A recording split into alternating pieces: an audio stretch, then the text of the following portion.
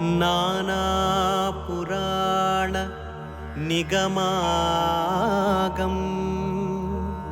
सम्मतं यदाह स्वान्त सुखाय तुलसी रघुनाथ गाधा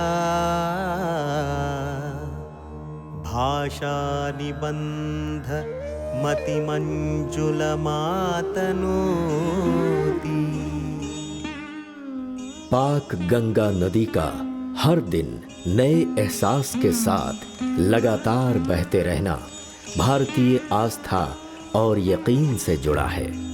हर तरह का शास्त्र अकीदा मिसाल बनकर रहता है। ये काशी का परिसर करोड़ों भारतीय दिलों को जीतता महान कवि तुलसीदास रचित भगवान श्री राम का चरित्र है रामचरितमानस।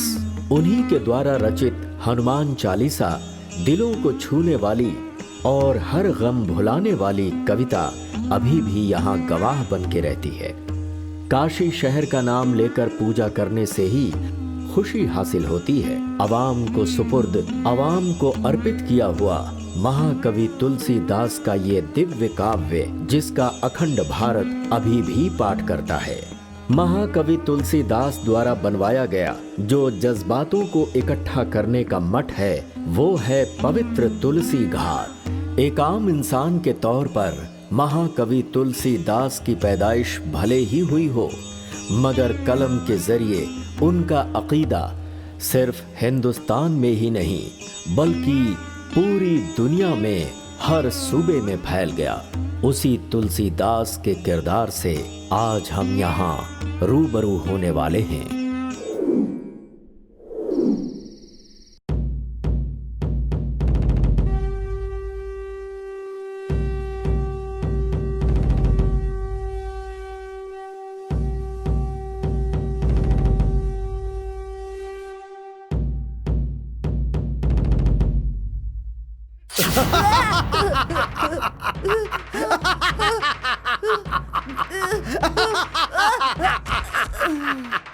गंगाराम, महाकवि तुलसीदास की जो जिंदगी है वो अंधेरे से निकली हुई ऊर्जा है। आत्माराम दुबे और हुलसी के घर उनकी पैदाइश हुई। बचपन में ही राम भगत नाम के एक ज्योतिषी ने इनकी पैदाइश को एक खतरा करार दिया। जब इन्हें पैदा करने वाले इनसे दूर हो गए और ये यतीम हो गए, उस वक्त तुलसी को सद्गुरु नरहरि स्वामी ने सहारा दिया। इन्होंने अपनी तालीम काशी के सनातन पाठ पढ़ाने वाले आश्रम में हासिल की। हनुमान के आने की वजह से तुलसीदास की जिंदगी में जो घटनाएं हुई थी वही हनुमान चालीसा की रचना बन गई। जय जय हनुमान, जय हनुमान, जय जय हनुमान, जय हनुमान, जय जय हनुमान, जय बजरंग बली, जय बजरंग बली, जय बजरंग।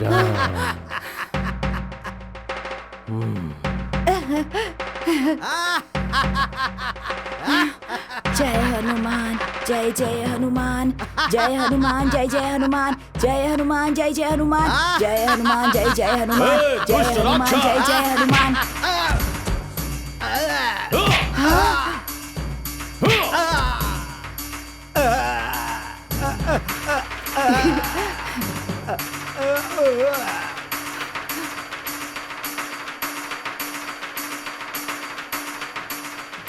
पवन पुत्र की जय, पवन पुत्र की जय, पवन पुत्र की जय। जय आंजनेय, जय आंजनेय, जय आंजनेय।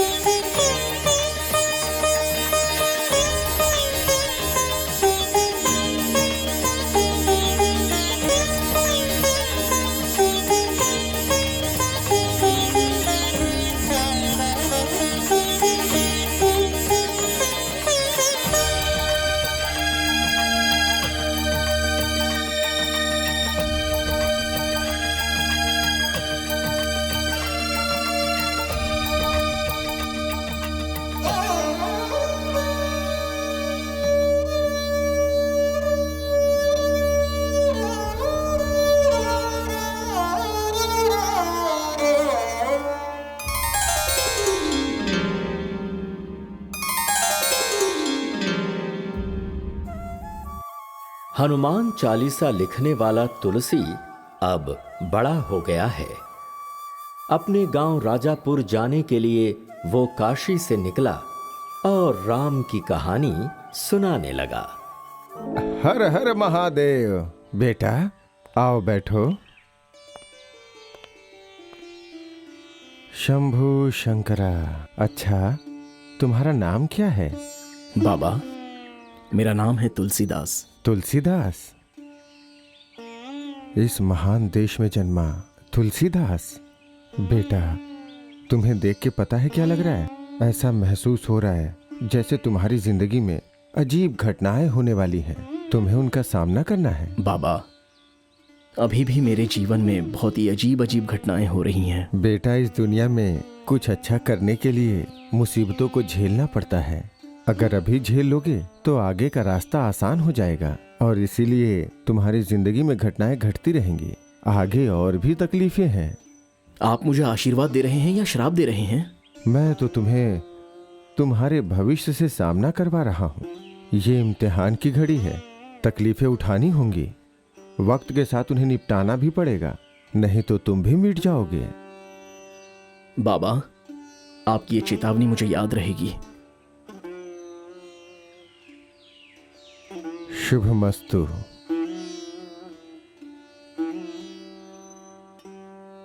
श्री गुरु चरण सरोज रजा, निज मन मुकुर सुधारी।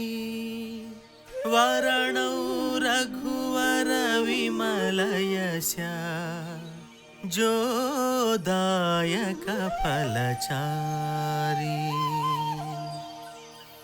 बुद्धिहीन तनु जानिके, सुमिरौ पवन कुमार। बल बुद्धि विद्या देहु मोहि, हरहु कलेश विकार।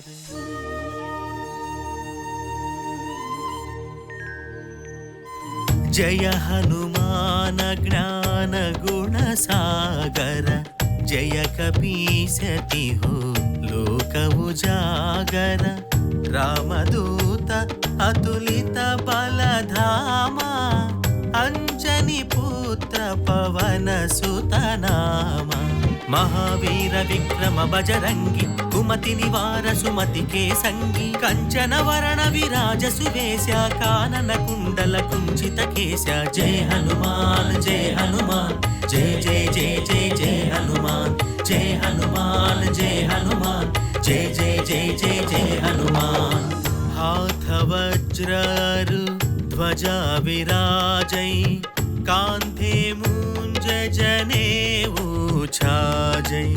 शंकर सुवन केसरी नंदन, तेज प्रताप महाजगवंदन। विद्यावान गुणी अति चातुर, राम काज करिवे को आतुर।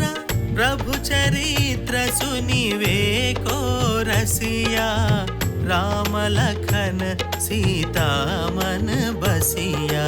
जय हनुमान जय जय जय जय जय हनुमान।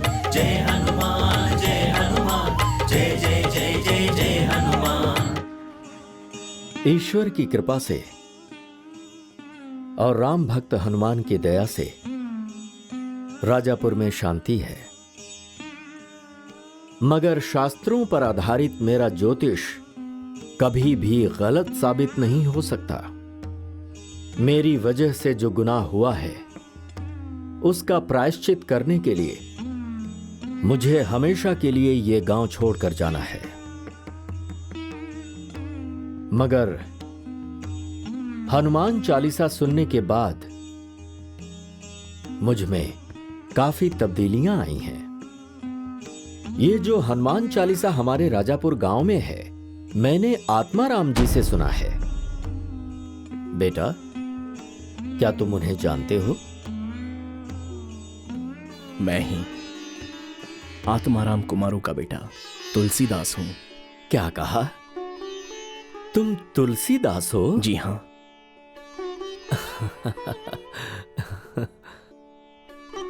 ये ईश्वर का खेल नहीं तो और क्या है।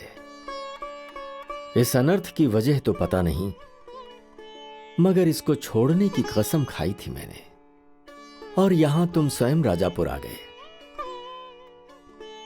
चाहे कुछ भी हो जाए, मैं इस बात को भूल नहीं सकता। कौशल्या, हमारा कोई बेटा नहीं है ना? आज से तुलसीदास ही हमारा बेटा है। तुलसी, तुम्हारी उम्र लंबी हो बेटा। पूजा पाठ की जो भी रस्में मैं आपको निभाने के लिए बोल रहा हूँ, उन्हें ध्यान से सुनकर अच्छे से पालन करना, ठीक है? ठीक है गुरुदेव। मैं जो बताता हूँ उसे दिनचर्या में शामिल करते हो या भूल जाते हो? शामिल करता हूँ गुरुजी। नमस्ते गुरुजी। तुम तुलसीदास हो क्या? जी हाँ। राम भगत जी इनके बारे में ही बोल रहे थे। जी हाँ, मैंने काशी में वेद पुराण सब पढ़ा था। वेद पुराण पढ़ाने का काम नहीं है, यहाँ पर हिसाब किताब करना है। राम भट्ट जी ने बोला, इसलिए मैं तुमसे इतनी बातें भी कर रहा हूँ। हिसाब किताब की कुछ पढ़ाई की है कि नहीं? इस मठ को चलाने के लिए पैसों की जरूरत है। पैसा महाराज जी को ही भेजना है। अगर वो देंगे, हमारे पास आएगा, तो समझो तुम्हारा काम पक्का है। तुम्हें पगार मिल जाएगी और हमारा काम हो जाएगा। नमस्ते।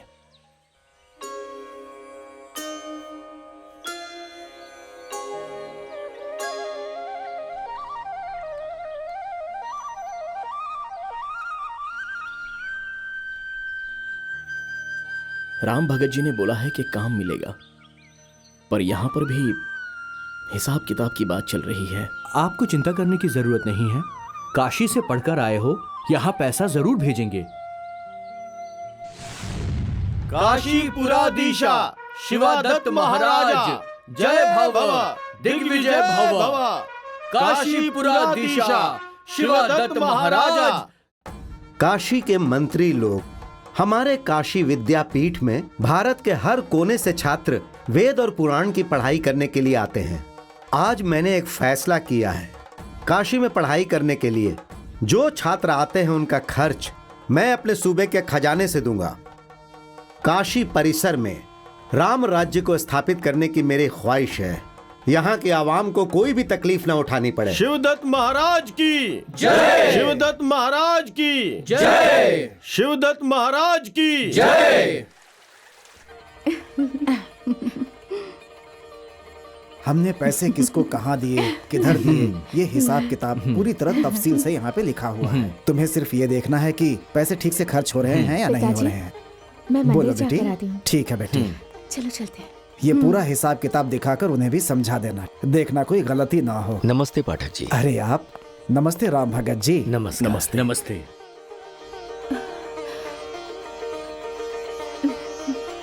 कहिए राम भगत जी, कैसे आना हुआ इधर? अंदर आइए। जी चलिए।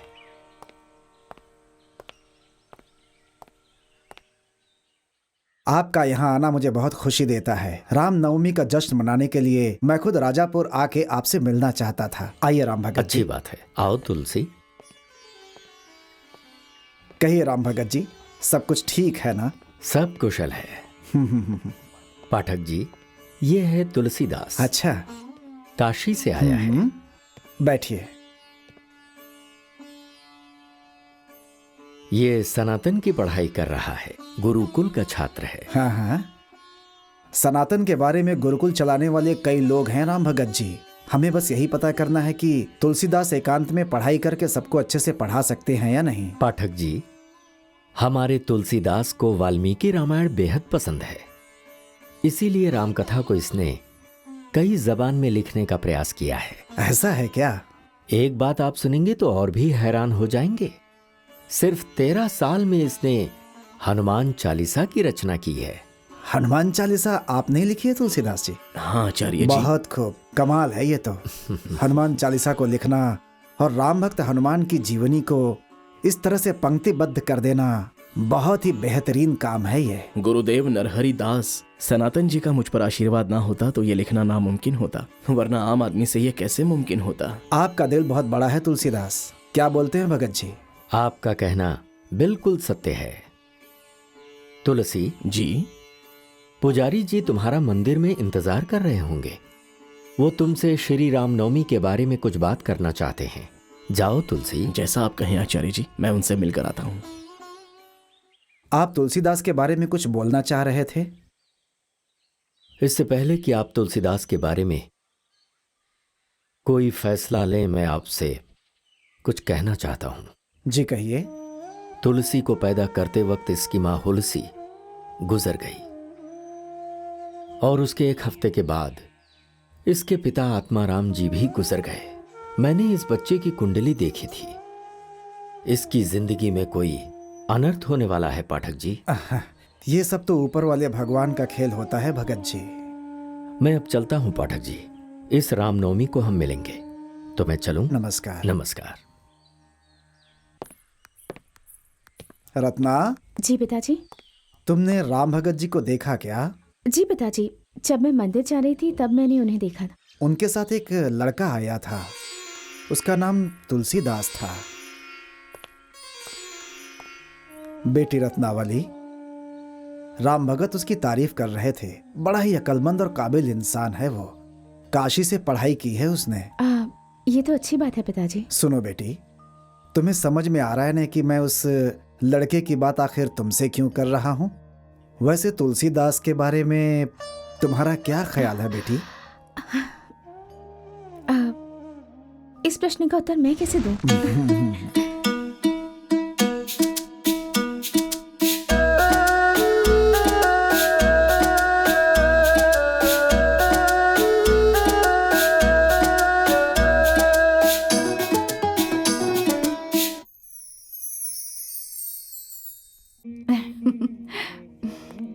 रत्ना का चेहरा देखा क्या? तो रानी रत्नावली, क्या सोच रही हो? ऐसा कुछ भी नहीं है। ऐसा कुछ नहीं है तो फिर शर्मा क्यों रही हो इस तरह से, बताओ तो? वो कैसे? वो ऐसा ही है, जैसे ही हम तुलसीदास का नाम लेते हैं तुम्हारा चेहरा खिल उठता है। माँ जी, मुझे पता है कि ऐसा क्यों हो रहा है।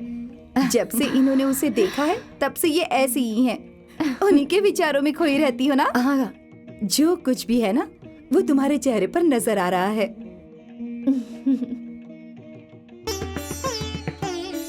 रत्ना, पता नहीं ये किस दुनिया में खोई हुई है। रत्ना बेटी, क्या सोच रही हो? किस्मत वाले किन्हें कहा जाता है? जिन्हें हम चाहते हैं उसे हासिल कर लें और जिनसे प्यार करते हैं उससे शादी हो तो उसे किस्मत वाले कहते हैं।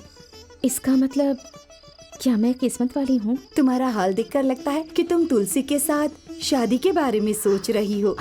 ऐसा कुछ नहीं है। नहीं, पिताजी इनके बारे में बता रहे थे तो बस वही सोच रही थी। तुम्हारे सारे सपने जरूर पूरे होंगे।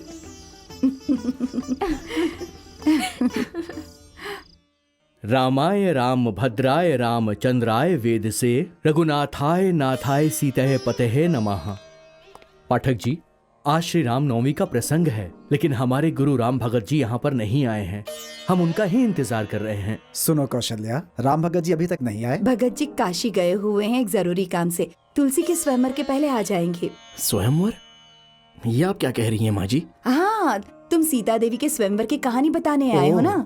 इसका मतलब आज तुलसीदास सीता देवी के स्वयंवर की कहानी बताएंगे। जी हाँ, मैं बहुत ही खुशकिस्मत हूँ।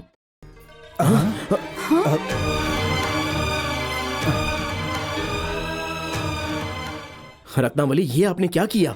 रत्नावली, ये हार राम के गले में डालने के लिए बनाई थी, तुमने तुलसीदास के गले में डाल दिया। हार डालने से पहले सोचा नहीं क्या? मुझे खुद नहीं पता ये कैसे हुआ।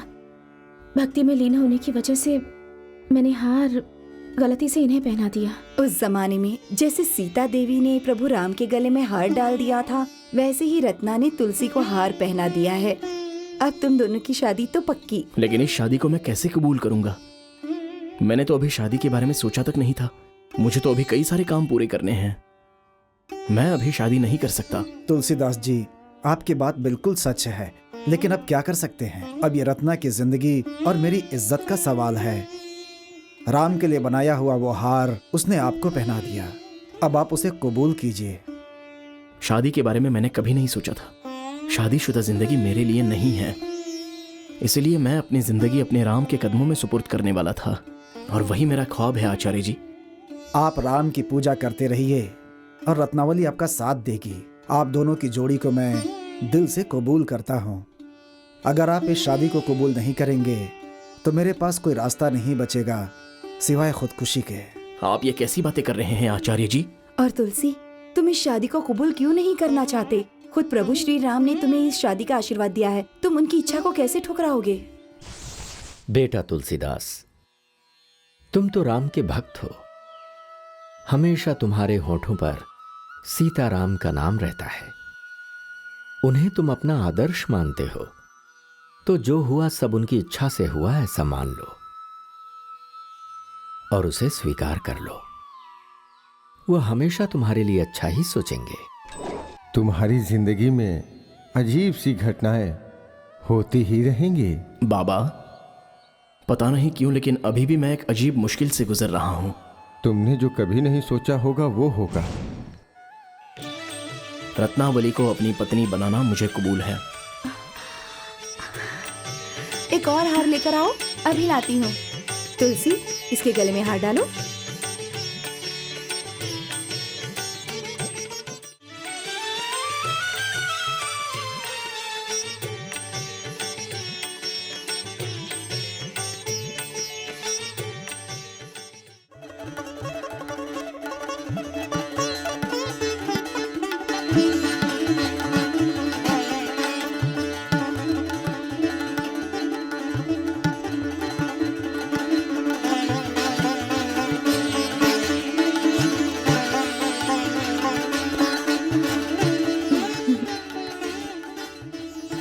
रत्ना, तुम उनका इंतजार कर रही हो? अच्छा अच्छा, देखो वो आ गए। देखो देखो। रत्नावली, तुम मेरा इंतजार कर रही थी? हाँ, आज मैं सच में बहुत खुश हूँ। तुम इस वक्त क्या सोच रही हो?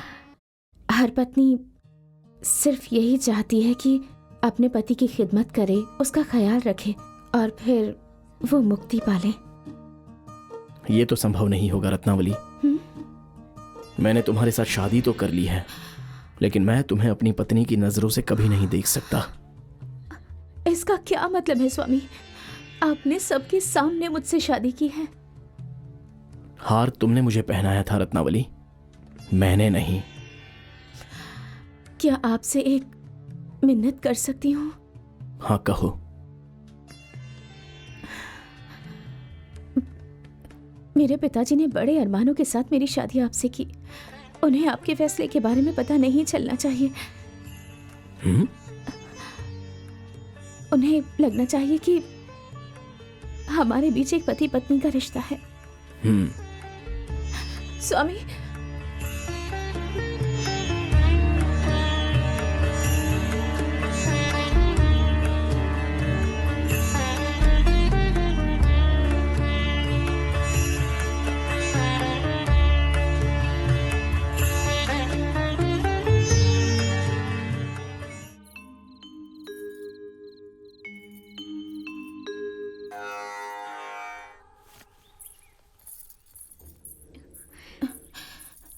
स्वामी, ये लीजिए।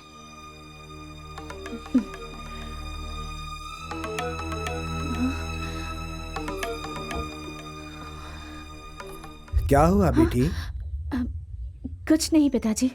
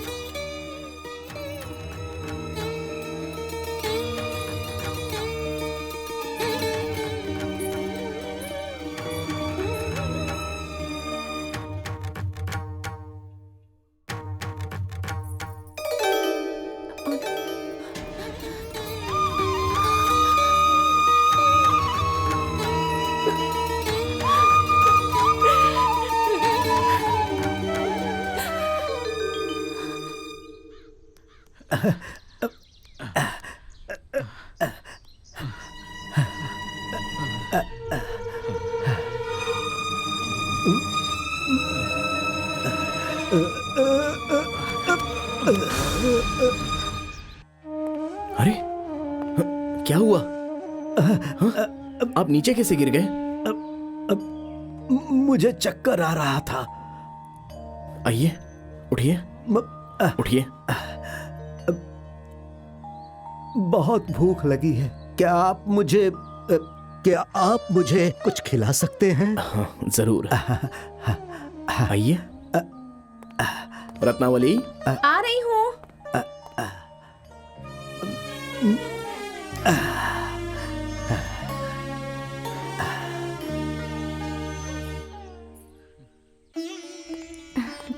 स्वामी जी।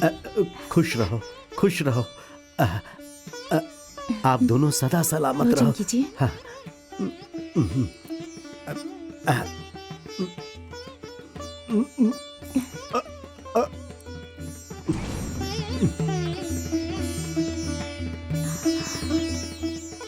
ये आप क्या कर रहे हैं? आपके सामने जो खाना रखा है, अगर आपने वो नहीं खाया तो उसकी बेइज्जती नहीं होगी? माफ करना बेटी, 2 दिनों से मुझे भीख नहीं मिली। इस खाने को मैं घर ले जाऊंगा और अपनी भूखी बीवी को खिलाऊंगा। पंडित जी, अगर आप पहले ही बता देते तो रत्नावली आपके साथ साथ आपकी पत्नी के लिए भी खाना बना देती। अरे पंडित जी, आप शादीशुदा हैं, फिर भी आपको नहीं पता है कि एक पति का कर्तव्य क्या होता है? वहां मेरी पत्नी भूखी रहे तो मैं यहां कैसे खा सकता हूं बताइए?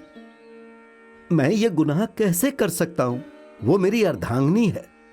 हम अपना सुख दुख भूख प्यास सब बांटते हैं, यही मेरा कर्तव्य है और जिम्मेदारी भी।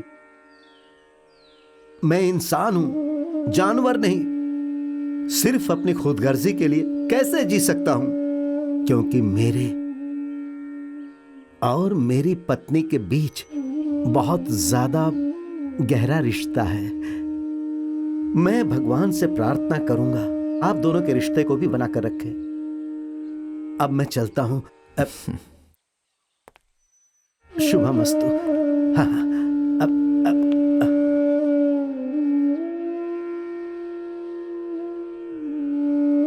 इस सृष्टि की रचना औरत से हुई है। अगर मैं रत्नावली के साथ ऐसा बर्ताव करता रहा तो सीता माता मुझे कैसे माफ करेंगी? भगवान की पूजा करने वाला मैं अपने ही घर की देवी की तौहीन कर रहा हूं, बार बार उसके दिल को ठेस पहुंचा रहा हूं। यह मुझसे बहुत बड़ा पाप हो रहा है। मेरे संस्कार तो ऐसे नहीं हो सकते। मुझे अपना स्वभाव बदलना होगा, वरना हर कदम पर मुझसे गलत काम होते रहेंगे। वो बुजुर्ग पंडित उस दिन कितनी बड़ी गहरी बात कह गया। अपनी पत्नी की भूख मिटाने के लिए वो कितने आग्रह से खाना बांध कर ले गया। उसने कहा कि पत्नी की जरूरतें पूरी करने वाला ही पति है। मैंने रत्नावली के बारे में कभी ऐसा नहीं सोचा था। मेरी पत्नी होने के नाते उसके खुशी गम के बारे में मुझे सोचना चाहिए था। रत्ना मेरे पास प्यार से आकर बैठती तो मैं उसे नफरत की नजरों से देखता था। उसके दिल को कितनी ठेस पहुंचाता था। मैं कब से इतना बेरहम हो गया?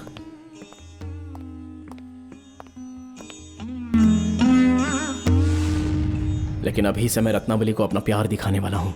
वो मेरी पत्नी है। मैं उसे एक पत्नी का दर्जा देने वाला हूं। अपने अंदर के द्वेष को मैं कम करूंगा और उसे खुश रखूंगा।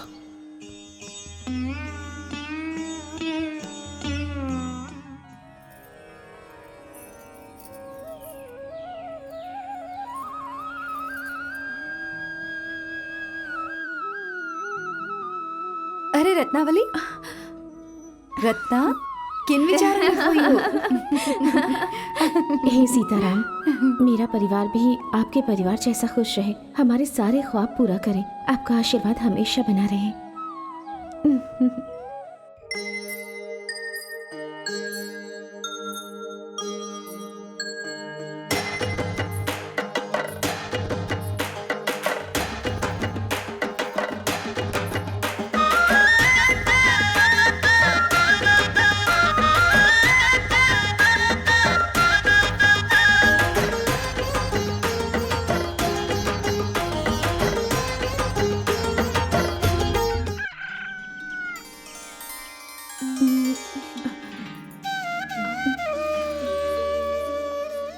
रत्ना, पहले ये बताइए आप क्या सोच रहे हैं? ये नई दुनिया है। नई दुनिया में नई नई बातें चल रही हैं और तुम भी नई नई रचनाएं रच रही हो। क्या बात है, बोलो ना रत्ना। जो कविताएं लिखते हैं वो बातें भी कविताओं जैसे ही करते हैं। ये सारी नई नई पुरानी है, आप अब देख रहे हैं बस। लेकिन मैं आपकी बातों में नहीं आने वाली हूँ। मेरी बातों में नहीं तो मेरी बाहों में तो आओगी ना। अरे छोड़िए ना मुझे। रत्ना रुको तो।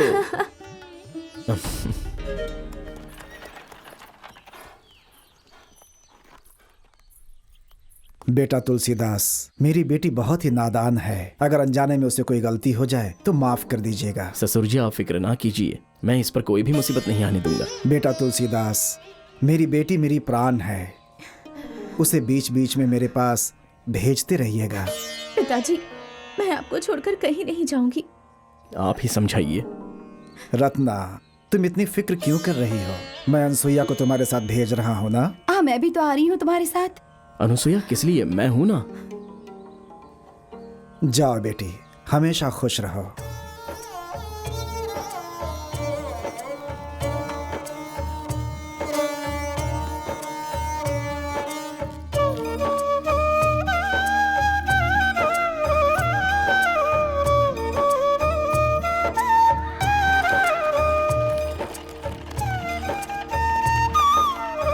भगवान इनकी हमेशा रक्षा करे।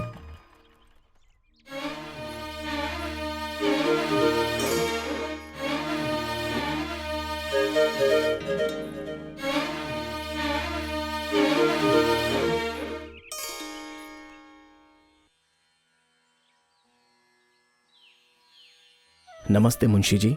आपकी किस्मत चमक उठी है, राजा का खजाना हाथ लग गया है। कल से ही तुम काम पर लग सकते हो। अच्छे से काम करना, ठीक है? राम भगत के कहने पर हमने तुम्हें काम दिया है, दिल लगाकर काम करना। आपका बहुत बहुत धन्यवाद। लेकिन एक बात याद रखना, रोज का हिसाब किताब राजा को भेजते रहना। एक भी दिन की छुट्टी नहीं मिल सकती है, समझ गए ना? आपने जो कहा वो मैं समझ गया हूँ। मैं अपना काम पूरी ईमानदारी से करूंगा। अच्छी बात है।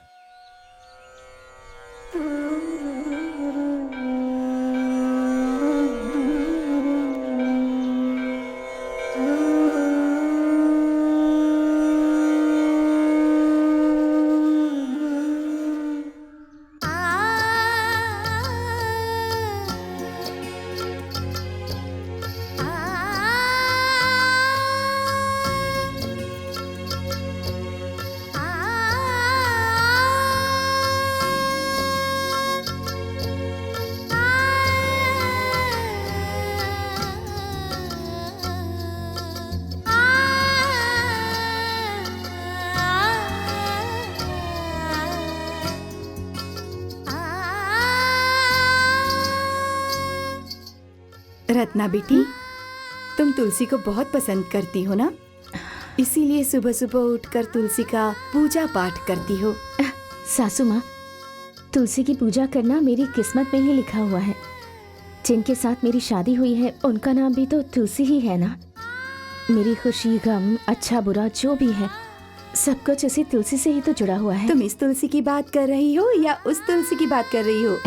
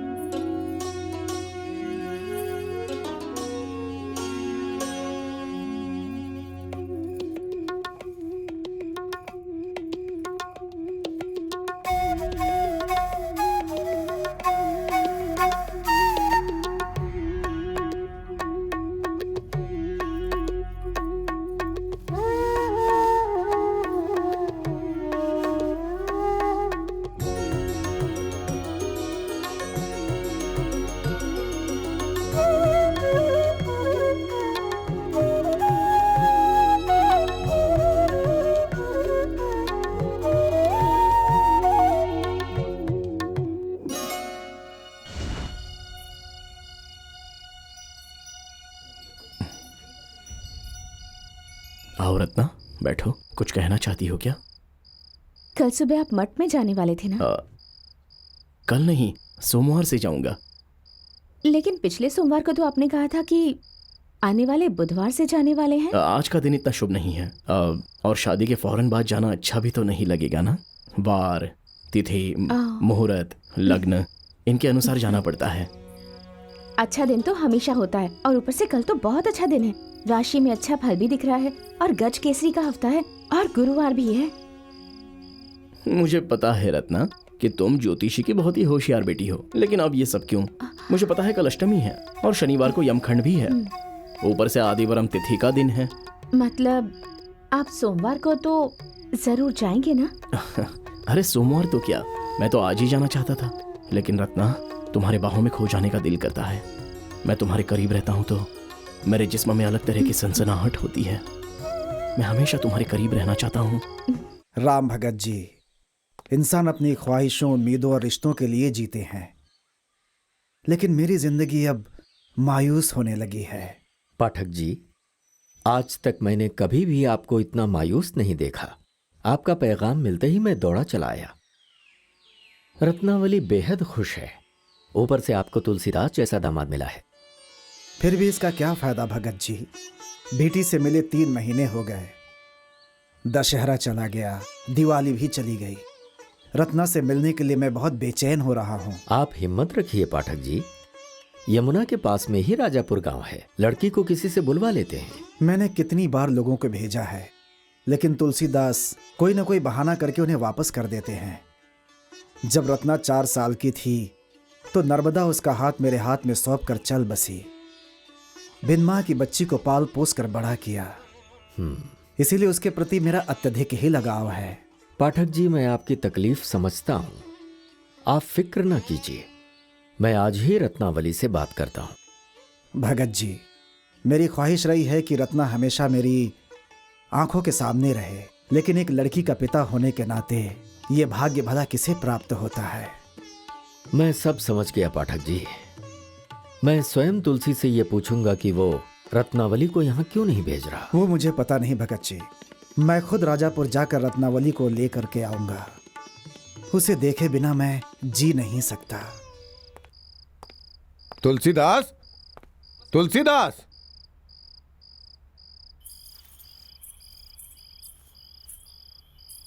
नमस्ते गुरुजी। नमस्ते। इस वक्त आप यहाँ? बताता हूँ। तुलसीदास कहाँ है? उन्हें थोड़ा बुखार है, वो आराम कर रहे हैं। मैंने इस तरह के किस्से बहुत सुने हैं। उसे बाहर आने को कहो, मुझे उनसे बात करनी है। बुलाओ उसे। नमस्ते गुरुजी, आपको यहाँ आने की क्या जरूरत थी? अगर आप मुझे बुलाते थे तो मैं खुद ही चला आता। अब तो तुम बहुत झूठ बोलने लगे तुलसीदास। मेरे पास काम करते हो और मुझे हिसाब किताब समझा रहे हो। इरादा क्या है तुम्हारा? कल से मैं नौकरी पर जरूर आऊंगा गुरुजी। मुझे तुम्हारी बातों पे जरा भी यकीन नहीं है। तुम गद्दार हो, वादे के पक्के नहीं हो, पढ़े लिखे जाहिल हो तुम। माफ कीजिए गुरुजी, लेकिन अगर आप मेरे पति की इस तरह से बेइज्जती करेंगे तो मुझसे बर्दाश्त नहीं होगा। ऊपर से ये महाकवि वेद पुराण के जानकार हैं। रत्ना, इनकी बातों को दिल पर मत लो। हाँ, अब मुझे सब समझ में आया। इन सब की वजह तुम्हारी बीवी है। तुम्हारे प्यार के चक्कर में पड़ के ये घर पे बैठा हुआ है और इसीलिए ये नौकरी पे भी नहीं आ रहा है। पत्नी का कर्तव्य पति के साथ रासलीला करना ही नहीं है, पति की जिम्मेदारियों को भी उसे याद दिलवाना है। तुम्हारी वजह से वो अपनी जिंदगी खराब कर रहा है, तुम्हें शर्म आनी चाहिए। गुरुजी, इसमें रत्ना की कोई गलती नहीं है। मैं कल से मठ में जरूर आऊंगा नौकरी के लिए। आखिरी बार खबरदार कर रहा हूँ, अगर तुम कल नहीं आए तो याद रखना बाद में पछताओगे। नमस्ते भाई साहब। नमस्ते। गुरुजी कैसे हैं? बहुत अच्छे हैं, बगल के गांव में गए हुए हैं। उन्हें बताइएगा कि मैं उन्हें याद कर रहा ठीक था। है। वैसे आप तुलसी को गलत समझ रहे हैं। इनकी नई नई शादी हुई है, उसे एक और मौका दीजिए।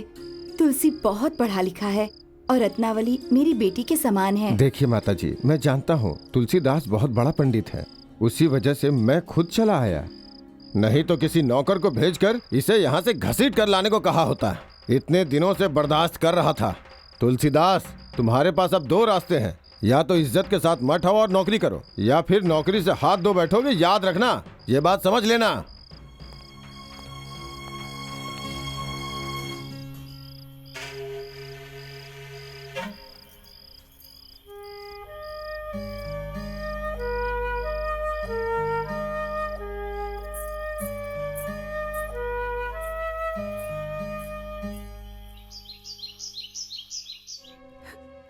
तुम्हारे प्यार के चक्कर में पड़ के ये घर पे बैठा हुआ है और इसीलिए ये नौकरी पे भी नहीं आ रहा है। पत्नी का कर्तव्य पति के साथ रासलीला करना ही नहीं है, पति की जिम्मेदारियों को भी उसे याद दिलवाना है। तुम्हारी वजह से वो अपनी जिंदगी खराब कर रहा है, तुम्हें शर्म आनी चाहिए। रत्नावली, सासू माँ, अरे रो क्यों रही हो? चुप हो जाओ। सबको काम में ध्यान देना चाहिए, इधर उधर कुछ भी नहीं होना चाहिए। नमस्ते मुंशी जी। ओहो तुलसीदास जी, आखिर आप पधार ही गए यहाँ। आपको नौकरी देने के बावजूद हमें आपका इंतजार करना पड़ रहा है। मुझे माफ कर दीजिए, मैंने जानबूझकर ये सब नहीं किया। आप जानते हैं ना, बस कुछ ही रोज पहले मेरी शादी हुई है। अच्छा, शादी हुई है? सुना, इसकी शादी हो गई है। देखो भैया, शादी हमारी भी हुई है। हम भी पत्नी से प्रेम करते हैं, हमें भी पत्नी के साथ रहना अच्छा लगता है, लेकिन उसके लिए हम काम धंधा नहीं छोड़ देते। काम पर ध्यान दो और अपना कर्तव्य निभाओ। जाओ जाकर अपना काम करो। एक बात सुनिएगा, थोड़ा इस पर ध्यान दीजिए कि काम ठीक से करे, और अगर ये बाहर जाने की बात करे तो दरवाजे पे ताला लगा दीजिएगा, समझ गए ना? जब तक काम पूरा ना हो जाए कोई यहाँ से बाहर नहीं जाएगा। समझ में आया आपको? वैसा ही होगा, आप जाइए। ठीक है, मैं चलता हूँ। आओ भाई, आ जाओ अंदर। चलो आओ। भाई चलो।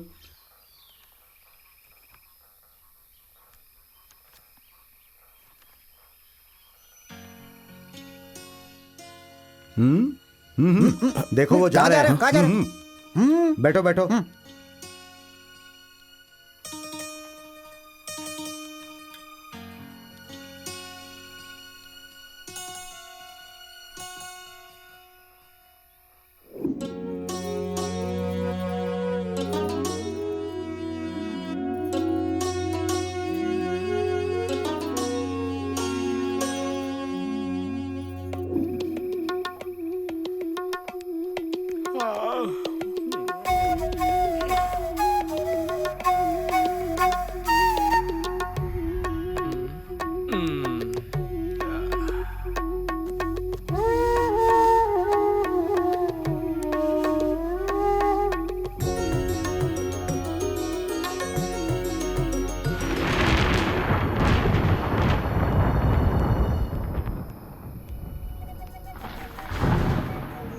रत्ना,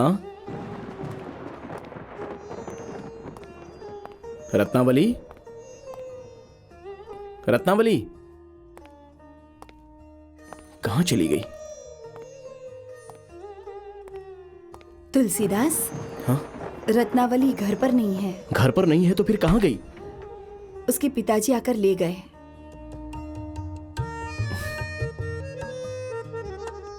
मुझे बिना बताए कहीं ना जाने के लिए कहा था ना। मैंने उसे समझाने की कोशिश की थी, लेकिन उसने मेरी नहीं सुनी। वैसे भी इसमें उसकी कोई गलती नहीं है, मुझे कब तक रोक सकते थे? सब तुम्हारी वजह से हुआ है।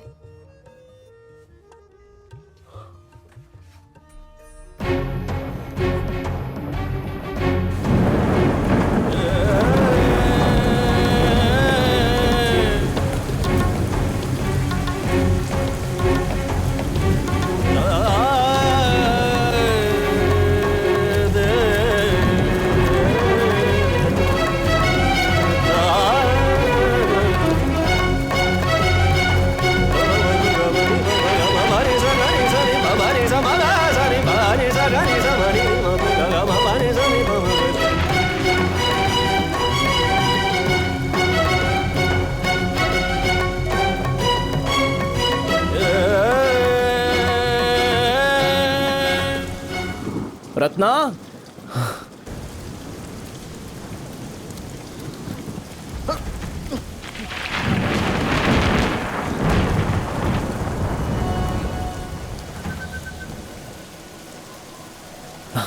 रत्नावली, रत्ना, रत्ना दरवाजा खोलो। रत्नावली,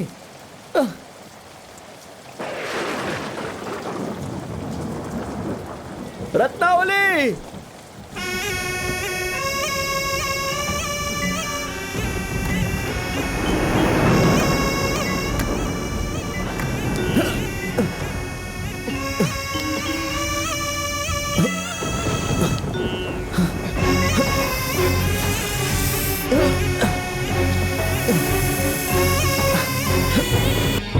रत्नावली, रत्ना, रत्नावली, रत्ना, रत्नावली, मैं तुम्हारी खातिर यहाँ आया हूँ।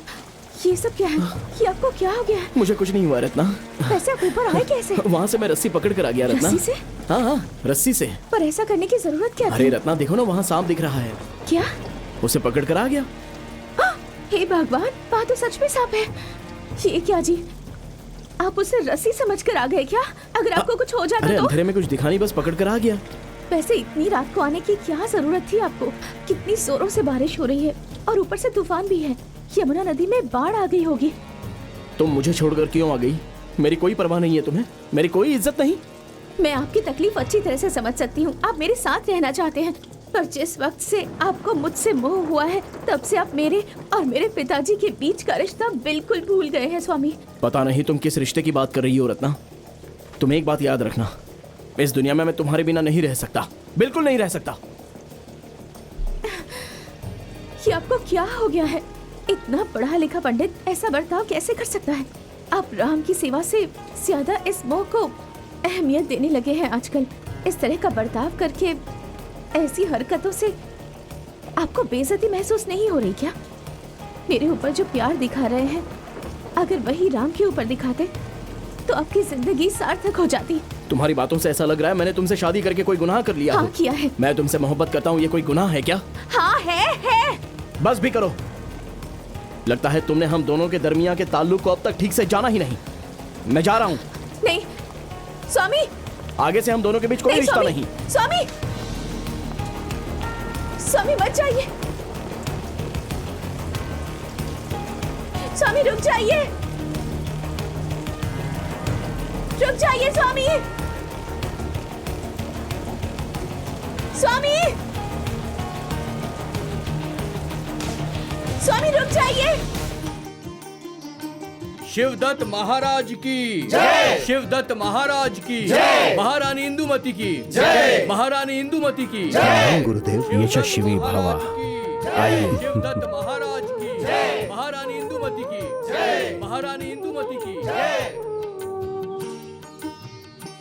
महाराज, आप यहाँ पर पधारे, हमें प्रसन्नता हुई। जनता भी बहुत खुश है। ये तो हमारी जनता का प्यार है और भगवान का आशीर्वाद है। कृपा कीजिए महाराज, अंदर आइए।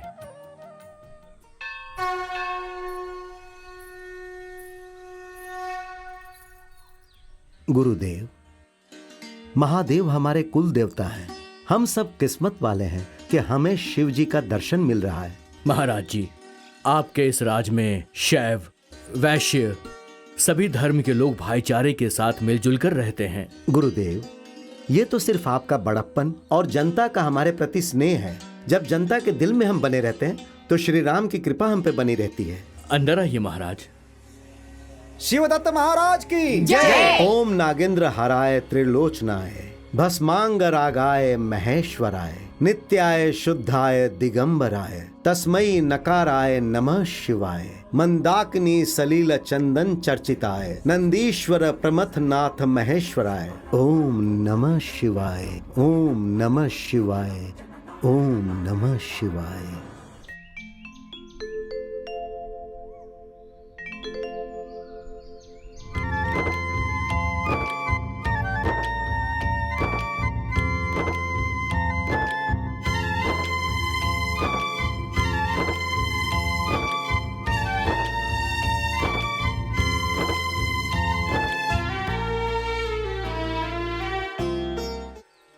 आप कौन है ये तो मैं नहीं जानता, लेकिन आप जो गा रहे हैं उस गीत में बेहद गहराई है।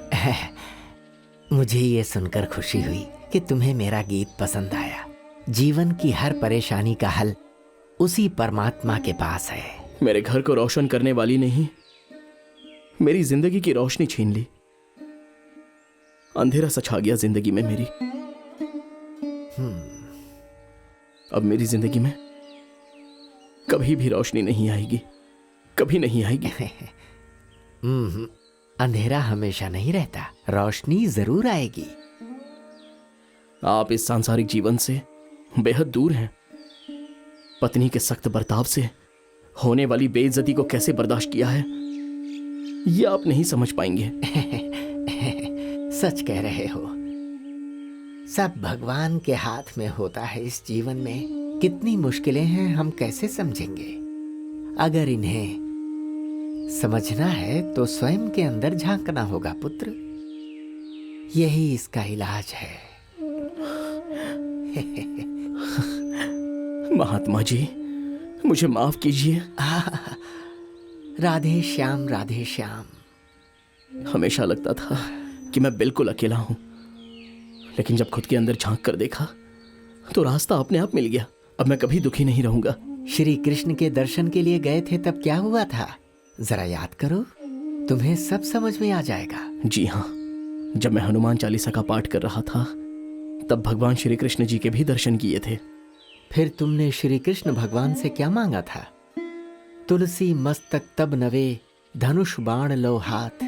जब तुम भगवान श्री कृष्ण के सामने उन्हें प्रणाम कर रहे थे और उसी क्षण तुम्हारे सम्मुख बाल गोपाल का विग्रह रूप भगवान श्री राम के रूप में बदल गया। यही होता है। श्री राम के सम्मुख जब तुम प्रणाम कर रहे थे तब क्या हुआ था, तुम्हें याद है? उस अद्भुत महादेव के दर्शन कैसे भूल सकता हूँ? मैं कभी नहीं भूल सकता महात्मा जी। जिस भगवान ने इस भक्त को अपना रूप बदलकर दूसरे अवतार में दर्शन दिया। बेटा, जब भगवान तुम्हें दर्शन देने के लिए अपना रूप बदल सकते हैं तो क्या तुम अपने आप को उनके लिए नहीं बदल सकते बेटा? मुझे आशीर्वाद दीजिए। राधे श्याम, राधे श्याम। पूरी दुनिया के रक्षक, मुझे भी रास्ता दिखाने वाले भगवान जी का आशीर्वाद तुम पर हमेशा बना रहे। हमारे नंद गोपाल जी तुम पर हमेशा मेहरबान रहे।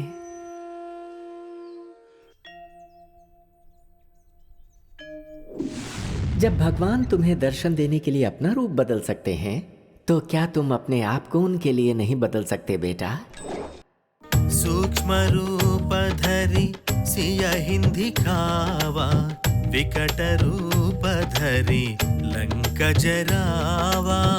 भीम रूप धरि असुर संहारे, रामचंद्र के काज सवारे। लाय सजीवन लखन जियाए, श्री रघुवीर हरखिउर लाए। रघुपति कीन्ही बहुत बड़ाई, तुम मम प्रिय भरत ही सम भाई। जय हनुमान, जय हनुमान, जय जय जय जय जय हनुमान, जय हनुमान, जय हनुमान।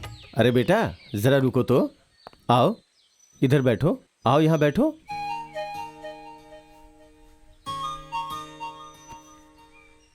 क्या बात है बेटा, बेहद परेशानी में दिख रहे हो? मेरे खुशी और गम से आपका क्या वास्ता है पंडित जी? ये तो बहुत आम बात है। इंसान की जिंदगी में गम के सिवा होता भी क्या है? जिस कदर आप मुझे गम को विस्तार से बता रहे हैं, उससे लगता है कि आप किसी बड़े विद्वान के पास सेवा कर रहे हैं। मैं सेवक हूँ?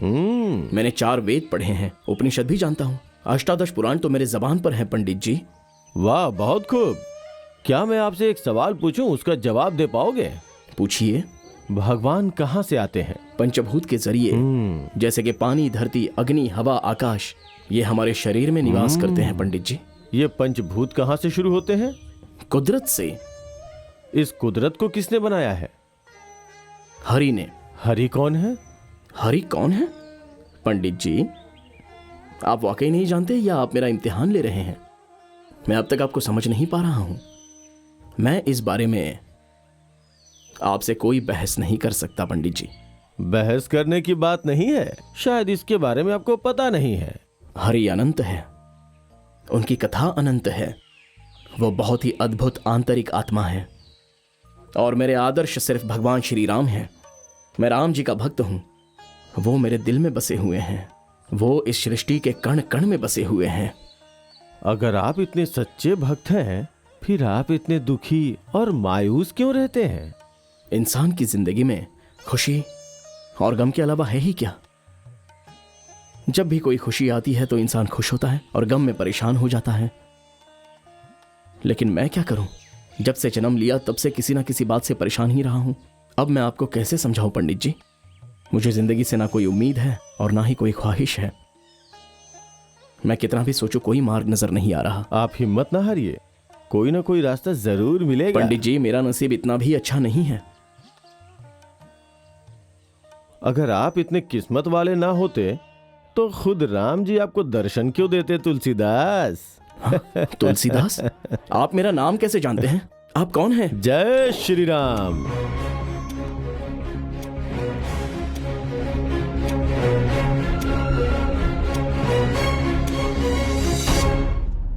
हे पवन पुत्र हनुमान, आपको प्रणाम।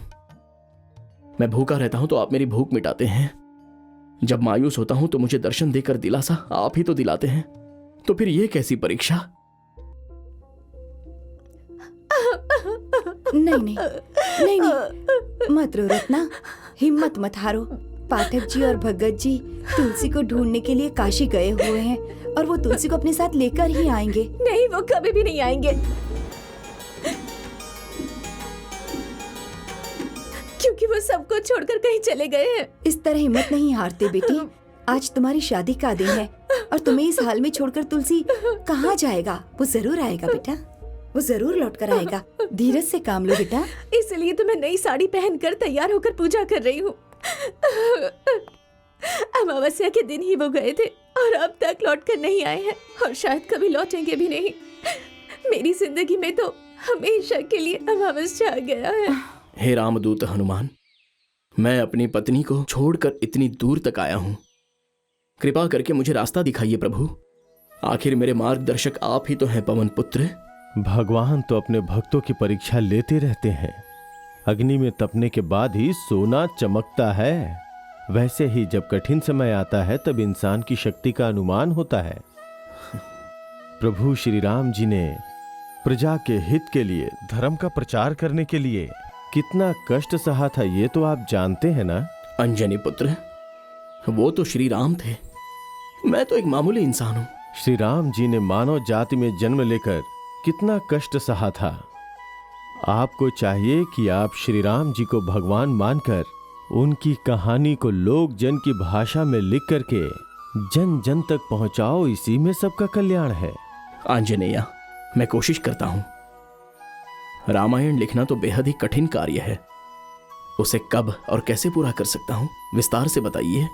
तुलसीदास, आप यहाँ से मिथिला नगरी होते हुए अयोध्या जाइए।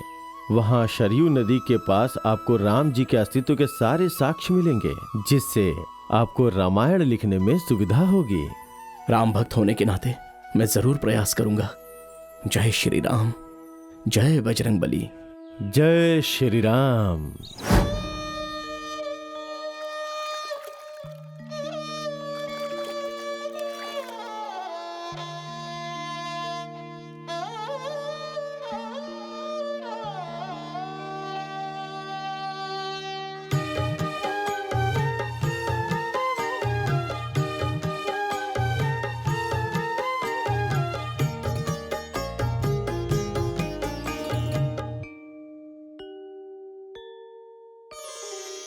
राम सीता राम, जय जय राम। राम सीता राम, जय जय राम।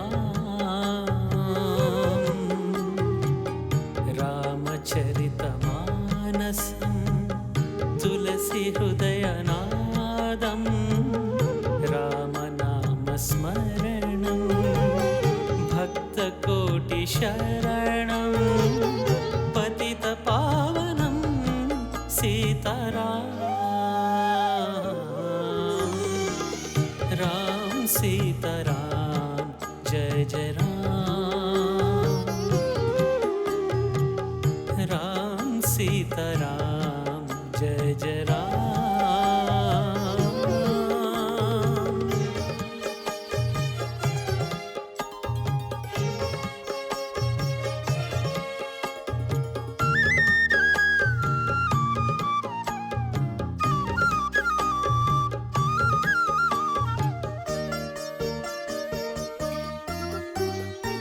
राम सीताराम, जय जय राम।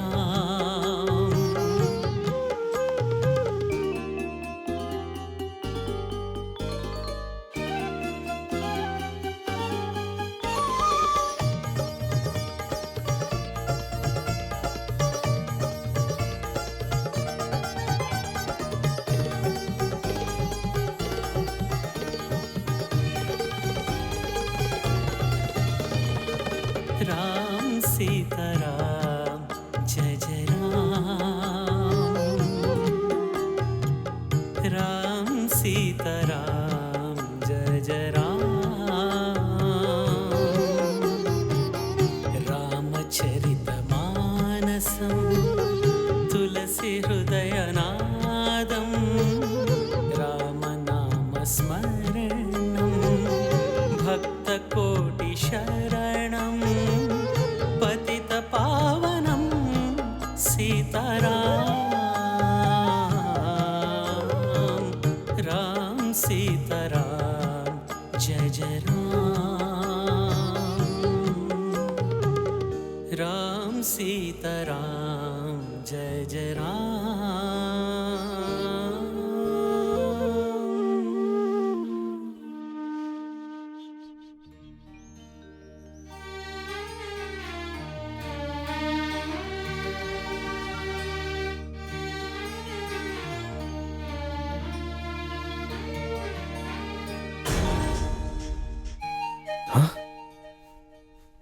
मैंने जो भी लिखा था वो सब गायब हो गया। ये कैसे हो सकता है?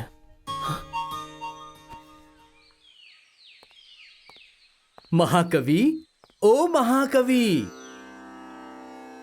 महाकवि तुलसीदास आप ही हैं ना?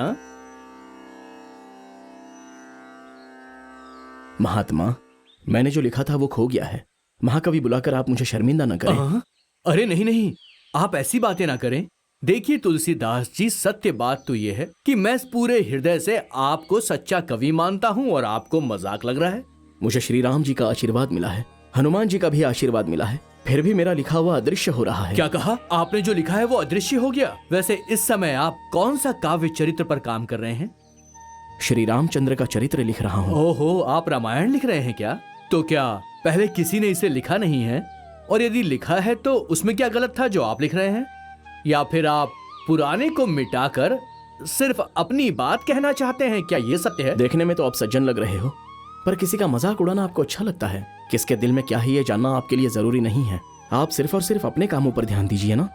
झूठी बात करना, मजाक उड़ाना, खिल्ली उड़ाना, ऐसी बातें करना मुझे जरा भी पसंद नहीं है। मेरे मन में तो सिर्फ एक ही प्रश्न है कि आप रामायण आखिर क्यों लिख रहे हैं, बस।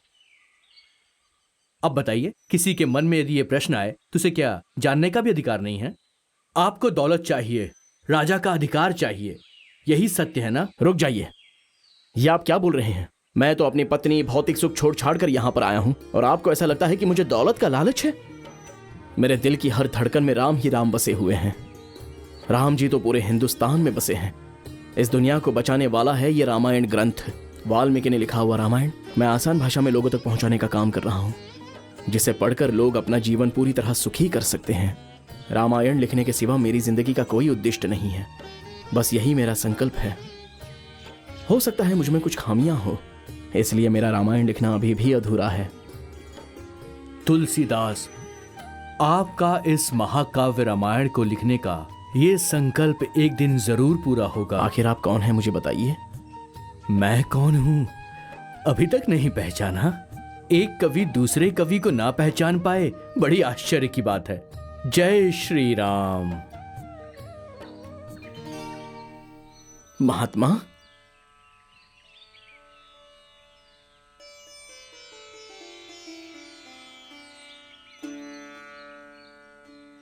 प्रणाम महाकवि वाल्मीकि जी। यशस्वी भवा। मैं तो धन्य हो गया।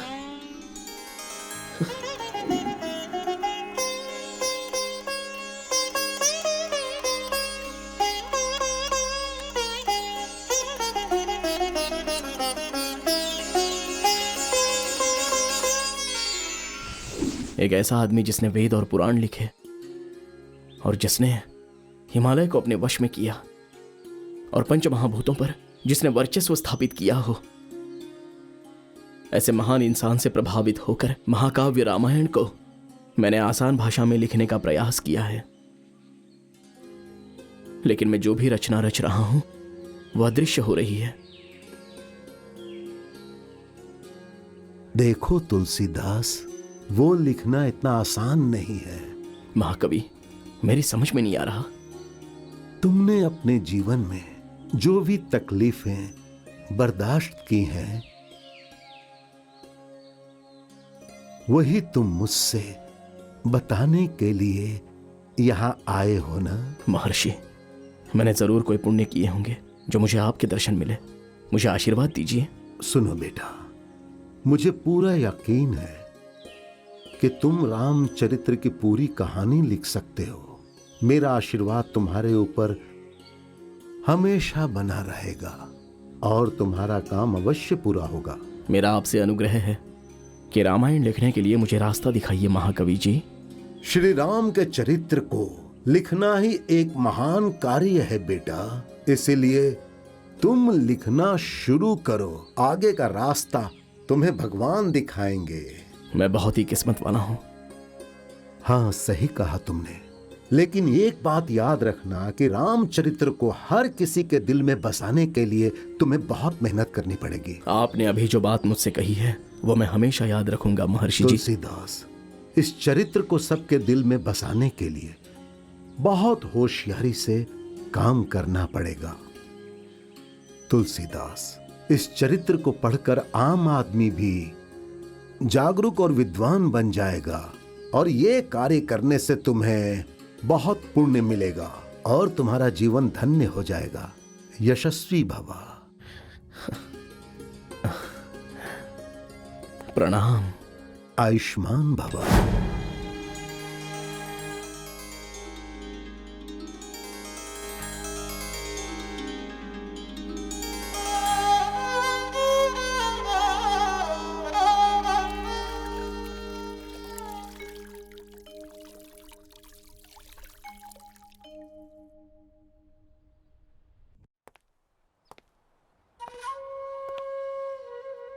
काशी के विश्वनाथ धाम में रामचंद्र के चरित्र को लिखने की मैं शुरुआत कर रहा हूं। आप मुझे सद्बुद्धि और विवेक दीजिए। हे गुरुदेव, आपकी उन काव्य पंक्तियों को आसान भाषा में लिखने की मुझे अनुमति दीजिए और आशीर्वाद दीजिए। हे महादेव, मुझे शक्ति दीजिए और मुझे कुछ नहीं चाहिए।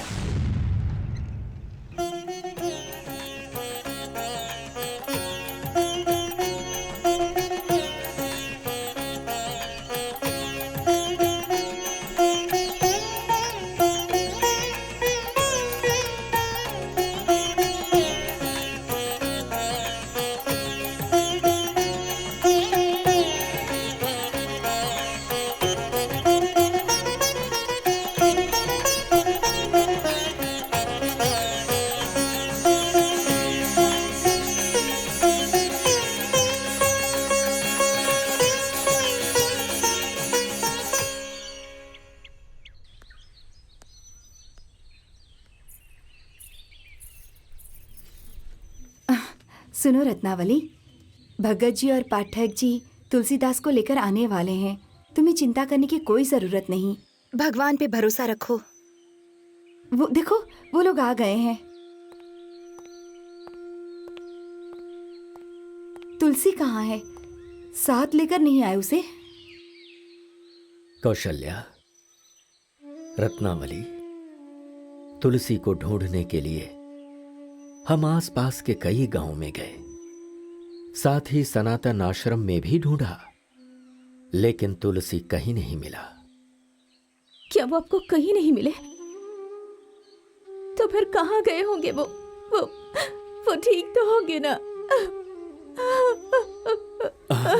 नहीं, रो मत रत्नावली, चलो उठो, रो मत, उठो, चलो उठो बेटा, उठो।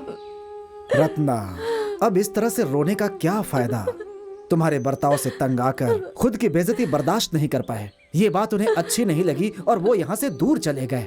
पाठक जी, जरा शांत रहिए, धैर्य से काम लीजिए।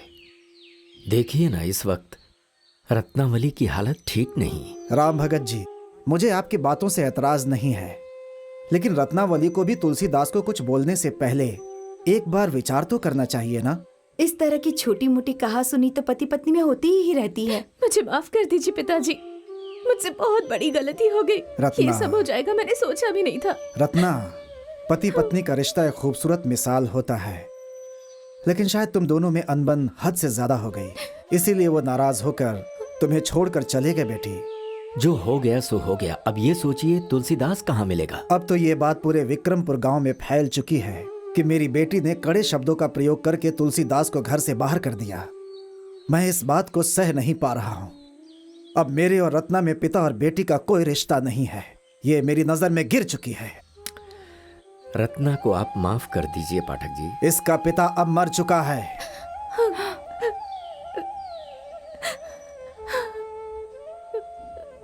पाठक जी, इतना गुस्सा मत होइए। आपकी इजाजत हो तो मैं आपको एक हकीकत बताना चाहता हूं। कैसी हकीकत? क्या हुआ रत्नावली, तुम ऐसे रो क्यों रही हो? तुलसी तुमसे मोहब्बत करता है ना? तुलसीदास अगर इतना प्रेम करता है तो रत्ना रो क्यों रही है? उन्होंने जो मुझ पर इतनी मोहब्बत लुटाई है वही अब मेरे सामने मुसीबत बन गई है। विक्रमपुर से आने के बाद से वो मठ ही नहीं गए हैं। क्या कहा? मठ में गए ही नहीं? ठीक है, मैं स्वयं तुलसीदास से बात करता हूं। ससुर जी, कल काशी से गंगाराम आए थे। उन्होंने कहा था कि तुलसीदास बहुत प्रतिभाशाली हैं। उनके जैसा कवि रचयिता हमारे देश में नहीं है कहकर उनकी बहुत तारीफ की। लेकिन हम क्या कर सकते हैं, आज तक तो हमने उन्हें एक पंक्ति लिखते हुए भी नहीं देखा। लिखेंगे, जरूर लिखेंगे। जैसे सूरज की रोशनी को कोई रोक नहीं सकता, उसे भी कोई नहीं रोक सकता। मुझे यकीन नहीं है ससुर जी, क्योंकि वो मेरी मोहब्बत में बिल्कुल एक आम इंसान बन चुके हैं। फिर तुमने क्या करने का सोचा है? अगर मैंने खुद को उनके ख्यालों से मिटा दिया तो वो एक बहुत बड़े महाकवि बन सकते हैं। यानी तुलसीदास को तुम दूर करना चाहती हो? आप ये कैसी बातें कर रहे हैं? भला कोई पत्नी अपने पति को दूर कैसे कर सकती है? सासू माँ, मैं क्या फैसला लूं समझ नहीं आ रहा। शायद ये फैसला लेने से लोगों की नजरों में गुनहगार बन जाऊं, लेकिन हमारे परिवार की इज्जत बढ़ जाएगी। मैं गुनहगार बनने को तैयार हूँ, लोगों की बातें सुनने के लिए भी तैयार हूँ, लेकिन इसके लिए मुझे आपका आशीर्वाद चाहिए। हमारा आशीर्वाद तो हमेशा तुम्हारे साथ रहेगा। ईश्वर की कृपा से ही तुम्हारी जोड़ी बनी है। पति पत्नी की अनबन को लेकर तुलसीदास इतने दूर चले जाएंगे, इसका एहसास मुझे कभी भी नहीं था। बेटी रत्ना, आज मुझे खुद पर नाज हो रहा है कि मैं तुम्हारी जैसी बेटी का पिता हूँ। पिताजी,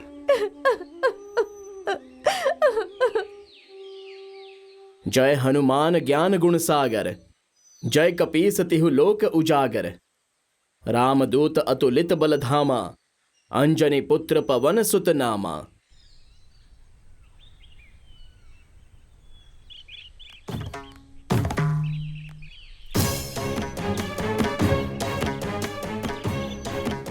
तुलसीदास को समझ में आना चाहिए कि महंत निरंजन दास कौन है। निरंजन जी आप?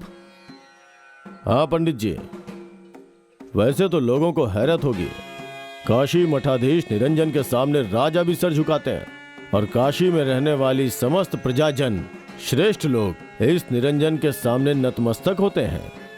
फिर भी मैं तुलसीदास के खिलाफ शिकायत लेकर क्यों आया हूँ, यही सोच रहे हैं ना? आप भी रामायण सुनने के लिए आए हैं क्या? अपना मुंह बंद करो बेवकूफ। उनके बारे में आपने सुना होगा इसलिए ऐसा कह रहे हैं। आप जैसे बेवकूफ किसी को भी अपने सराखों पे बिठा लेते हैं, कहीं भी मंदिर में जाकर दर्शन लेते हैं। तुलसीदास कोई नया रामायण नहीं लिख रहा है, बल्कि वाल्मीकि जी ने जो लिखा है उसे खराब कर रहा है। मैं भी किसे समझा रहा हूं। तुलसीदास, ओ तुलसीदास, बाहर आओ तुलसीदास। नमस्ते महापुरुष जी। क्या ये सच है कि आप रामायण लिख रहे हैं? बताइए। श्री रामचरित्र में ऐसी भाषा में लिख रहा हूं जो हर किसी के समझ में आ जाए। ओह, आप तो समाज का उद्धार करना चाहते हैं। क्यों रे, सुना तुम लोगों ने? तुलसीदास समाज को सुधारना चाहते हैं। अगर आपको इतनी ही समाज सुधारने की पड़ी है तो काशी जाकर श्राद्ध अर्पण कीजिए ना।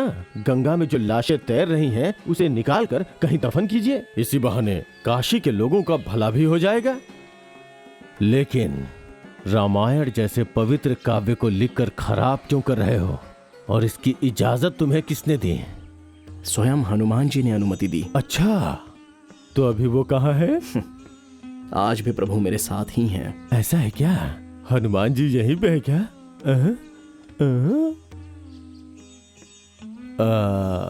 मुझे तो कहीं नजर नहीं आ रहे हैं हनुमान जी। हनुमान जी, हनुमान जी, कहाँ हैं आप? अब इतना बुलाने पे भी हनुमान जी नहीं आ रहे हैं। हनुमान जी के दर्शन करने हैं तो भक्ति होनी चाहिए महापुरुष। ओहो, तो अब आप मुझे भक्ति सिखाएंगे। मैं यहाँ आपको चेतावनी देने के लिए आया हूँ तुलसीदास। आप जो लिख रहे हैं उसे रोक दीजिए। यह असंभव है। फिर से एक बार सोच लीजिए तुलसीदास, अभी भी वक्त है आपके पास। आप मेरे कदमों में गिर के माफी मांग लीजिए, नहीं तो याद रखिए मैं तुम्हारी लिखी हुई पोथी और इस कुटी को जला के राख कर दूंगा। इस तरह की बात... इसे सिर्फ चेतावनी मत समझिएगा, भविष्यवाणी है।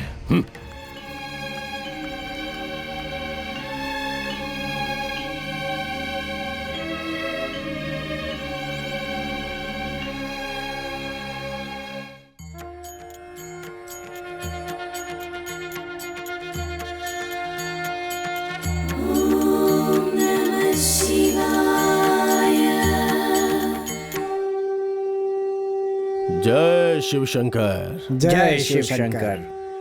शिष्यों, जी गुरुदेव। ये सावन का महीना है, मेरी इच्छाओं को पूरा करने का सही वक्त है ये। महादेव के अभिषेक के बाद महाराज की नजर जिस पर सबसे पहले पड़ेगी वो उसकी मांग को पूरा करते हैं। जय निरंजन।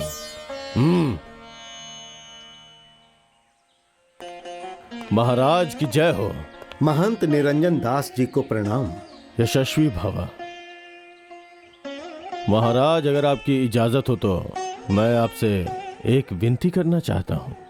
इस पवित्र मंदिर में शिवरात्रि के शुभ अवसर पर आप जैसे विद्वान की मांग को पूरी करना वाकई मेरी खुशकिस्मती होगी। आज्ञा दीजिए महापुरुष। महाराज, मैं काम और क्रोध पर विजय प्राप्त करने वाला इंसान हूँ। अभी मेरी जिंदगी में सिर्फ एक ही लक्ष्य है, धर्म का निर्माण करना। हमारे काशी राज्य में प्रजा खुशी और आनंद से अपनी जिंदगी गुजार रही है, लेकिन क्या महंत जी? लेकिन आपके सूबे में एक शैतान कवि अपने लेखन से जनता के दिल में जहर घोल रहा है। मेरी आपसे विनती है कि आप उस शैतान को सजा दीजिए। कौन है वो? तुलसी जैसे पवित्र नाम रखकर अपवित्र काम करने वाला तुलसीदास है। निरंजन दास जी, हमारे महामंत्री और हमारे न्याय व्यवस्था के जरिए हम जुर्म और इल्जाम की तहकीकात करके सजा देंगे। आपने उसके जुर्म के बारे में हमें आगाह किया है, वो तो सही है, लेकिन इस पवित्र मंदिर में उसके बारे में बात करने का क्या ये सही वक्त है? महाराज, मैंने जो बताया वो कोई आम जुर्म नहीं है।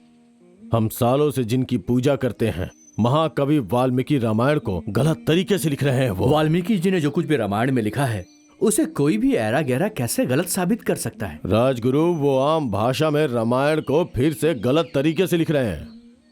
अगर हमने सही वक्त पर उनको नहीं रोका तो वो पूरी रामायण खराब कर देंगे। उसे पढ़ने के बाद काशी की जनता भ्रष्ट हो जाएगी। इसलिए जितनी जल्दी हो सके उन्हें कड़ी से कड़ी सजा दीजिए, या फिर आप उस रामायण को ही नष्ट कर दीजिए। आचार्य जी, हमें काशी की जनता पर विश्वास है। काशी की जनता धर्म को नहीं भूलेगी। कुछ भी हो जाए वो अधर्म का साथ कभी नहीं देगी। और अभी तक उसने रामायण को पूरा भी नहीं किया, फिर बीच में इस तरह का गुस्सा किस लिए, ये समझ में नहीं आता। महारानी बिल्कुल सही कह रही हैं। आप जल्दबाजी क्यों कर रहे हैं? महाराज, इस बारे में अगर आप नहीं सोचेंगे तो कौन सोचेगा? मैं खुद अपनी दिव्य दृष्टि से तुलसी रामायण के दुष्प्रभाव को देख पा रहा हूं। भाई भाई आपस में खून खराबा कर रहे हैं और पत्नियां अपने पति को छोड़कर गैर मर्दों के साथ गलत रिश्ता बना रही है। ये सब उस गलत लेखन के प्रभाव से ही होगा। हमारा समाज किस दिशा में जा रहा है? अगर आप ऐसे गुनहगार को सजा देने के बजाय छोड़ देंगे तो धर्म, इंसाफ, कानून ये सब कहीं का नहीं रहेगा। महाराज, इतना बड़ा अनर्थ देखने से पहले मैं गंगा में डूब के मर जाना पसंद करूंगा। महाराज, ये सब कुछ तो मैं राज्य की भलाई के लिए बोल रहा था, बाकी आपकी इच्छा। ओम नमः शिवाय। रुकिए महंत जी, महाराज। निरंजन दास जी, मैं इस काशी का राजा हूँ और आप यहाँ के महंत हैं, धर्म के पीठाधिकारी। यह काशी धर्म का क्षेत्र है एवं इसमें आपका भी बराबर का हिस्सा है। आप जो भी बोल रहे हैं वह इस राज्य की भलाई के लिए है। राजगुरु, इसके बारे में आप अपनी राय बताएं। महाराज जी, ये बहुत बड़ी परेशानी है। मुझे लगता है कि हमें पहले तुलसीदास को दरबार में बुला लेना चाहिए। ठीक है।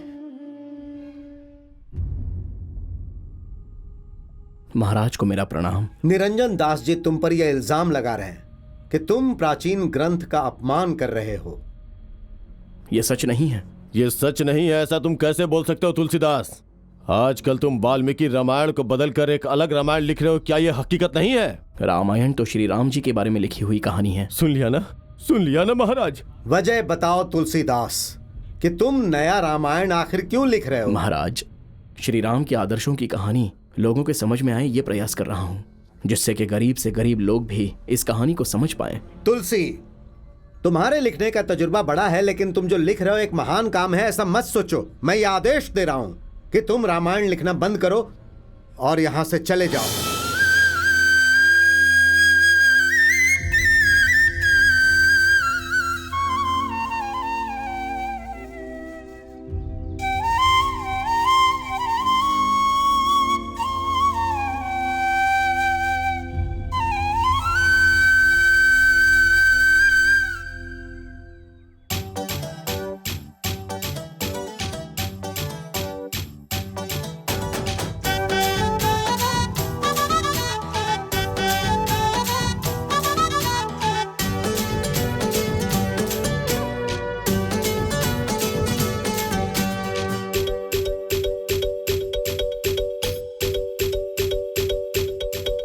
महाराज की जय हो। महाराज, दिल्ली से रहीम खान आए हैं, वो आपसे मिलना चाहते हैं। उनको यहाँ बाइज्जत लेकर आओ। जो हुक्म महाराज।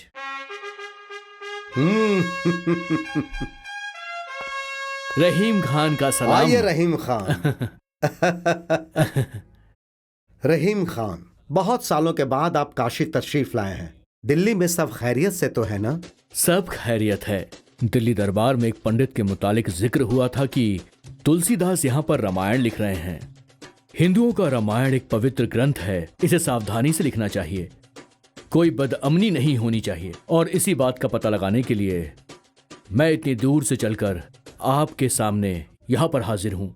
हाँ रहीम खान जी, मुझे भी अभी अभी उसके मुतालिक खबर हुई है। हमने तुलसीदास को यहाँ बुलाकर उसके लेखन को रोकने का हुक्म दिया है। काशी नरेश, हम तुलसीदास से मुलाकात करना चाहते हैं। हम अभी के अभी उसे दरबार में बुलाते हैं। नहीं, आप रुक जाइए, मैं खुद जाकर तुलसीदास से मिलना चाहूंगा। जैसी आपकी मर्जी।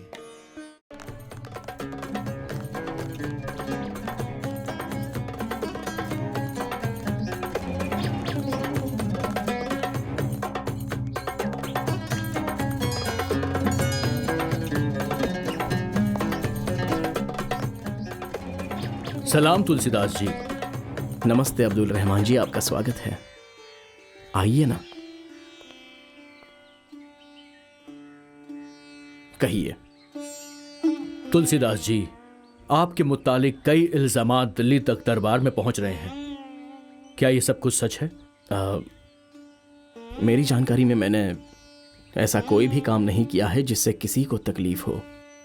मैं सिर्फ श्री राम की भक्ति में विश्वास रखता हूँ। सुनने में आया है कि आप कोई नई रामायण लिख रहे हैं। जी हाँ। ठीक है, जो आपने लिखा है उस रामायण का असर जनता पर हो रहा है, क्या यह सच है? आप कोई ऐसी भाषा का इस्तेमाल तो नहीं कर रहे हैं जिससे रामायण जैसा पवित्र ग्रंथ किसी भी तरह से बदनाम हो जाए? आप पर ऐसा इल्जाम लगाया जा रहा है। रहीम जी, आपको अच्छे से समझ में आए ऐसा एक छोटा किस्सा बताता हूँ। पैदा होने के बाद मेहनत का किस्सा, मेहनत के बाद इंसान का किस्सा।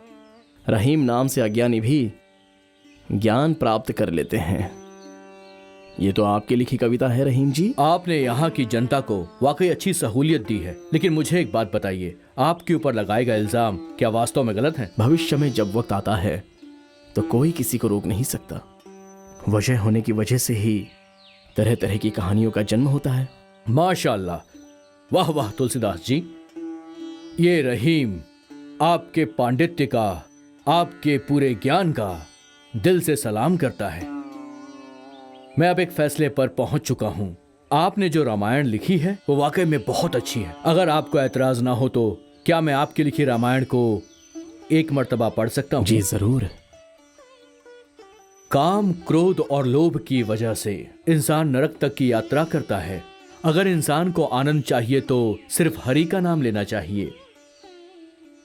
अगर आपको संबंधों को अच्छा बनाना है तो आपको सिर्फ अच्छे कर्म करने चाहिए। अमृत पियोगे तो अमर रहोगे, जहर पियोगे तो मृत्यु मिलेगी। वाह, बहुत खूब, बहुत खूब, बहुत खूब। मैंने आज तक इस तरह के अल्फाज कभी नहीं पढ़े थे। काशी के लोग जो आप पर इल्जाम लगा रहे हैं वो बिल्कुल गलत है। उन्हें गलत फहमी हो गई है। मैं अल्लाह ताला से दुआ करूंगा कि आप आने वाले वक्त में हर तकलीफ से निजात पाएं और आवाम के सामने आपकी एक महाकवि के नाम से बहुत बड़ी शोहरत हासिल हो। खुदा हाफिज। मैंने आज तक ऐसे अल्फाज कभी नहीं पढ़े। मैंने आज तक ऐसे अल्फाज कभी भी नहीं पढ़े।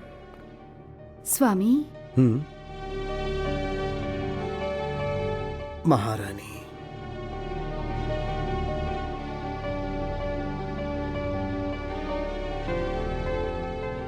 प्रभु, आप इतने चिंतित क्यों हैं?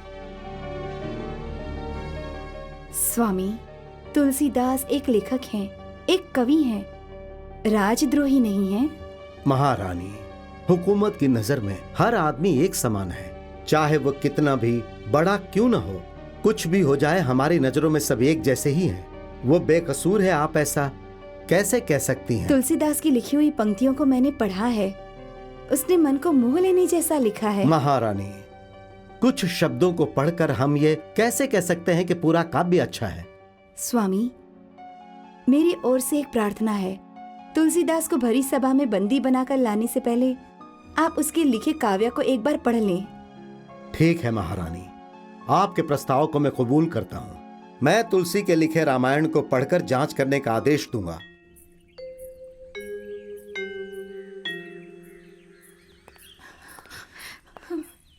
स्वामी,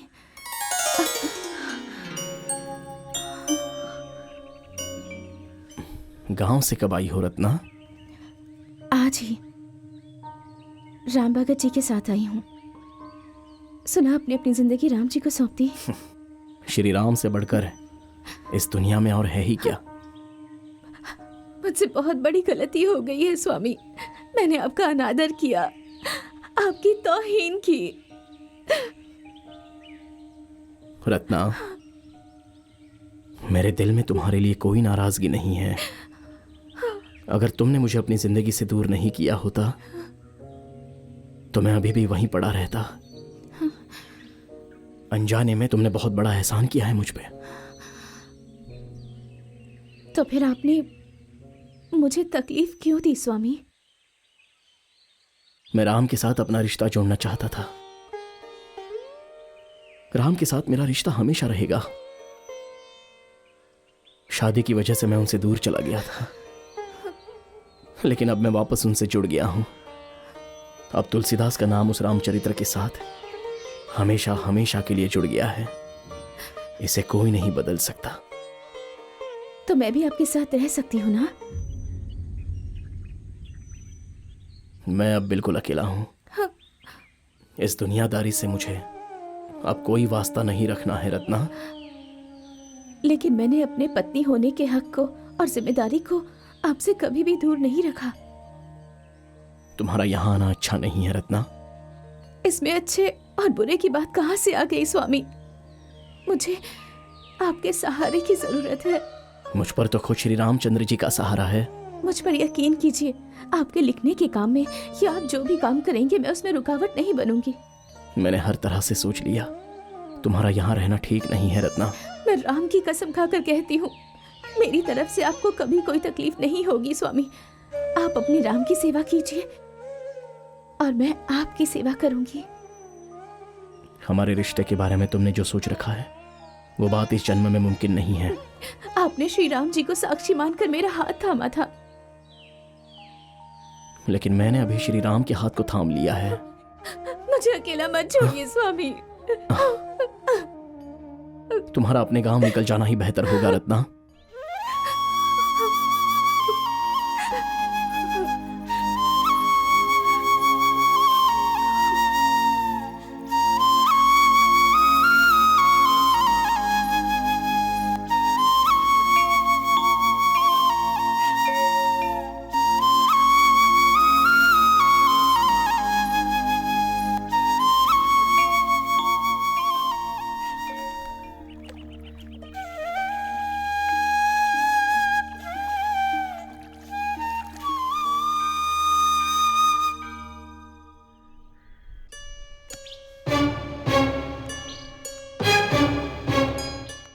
तुलसीदास जी, मैं आपके रामायण को साथ लेकर जाता हूँ। रुक जाइए, मैं इसकी इजाजत नहीं दे रहा। जब राजा का हुक्म मिल गया हो तो तुम्हारे जैसे आदमी की इजाजत की जरूरत नहीं है तुलसीदास।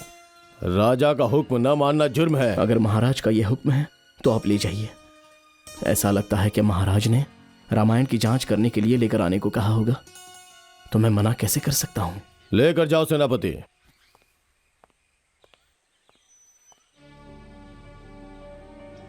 हाँ, महाराज ने तुम्हारे रामायण को किस लिए लेकर आने को कहा है पता है? इसे पढ़कर इसकी जांच करने के लिए नहीं, गंगा में बहा देने के लिए। अब तुम कुछ भी कर लो, रामायण वापस नहीं आएगा। महंत जी, हे रामचंद्र, मैंने ऐसा क्या पाप किया? महाग्रंथ को ये लोग लेकर चले गए।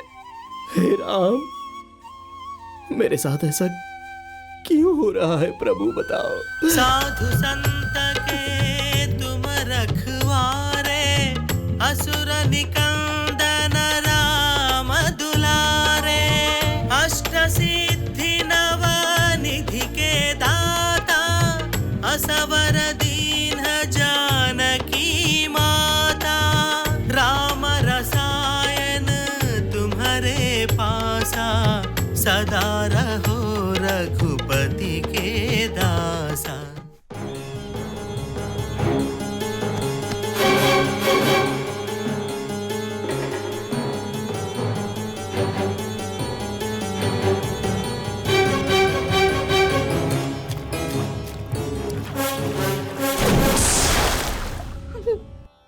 रत्नावली। हाँ, कौन?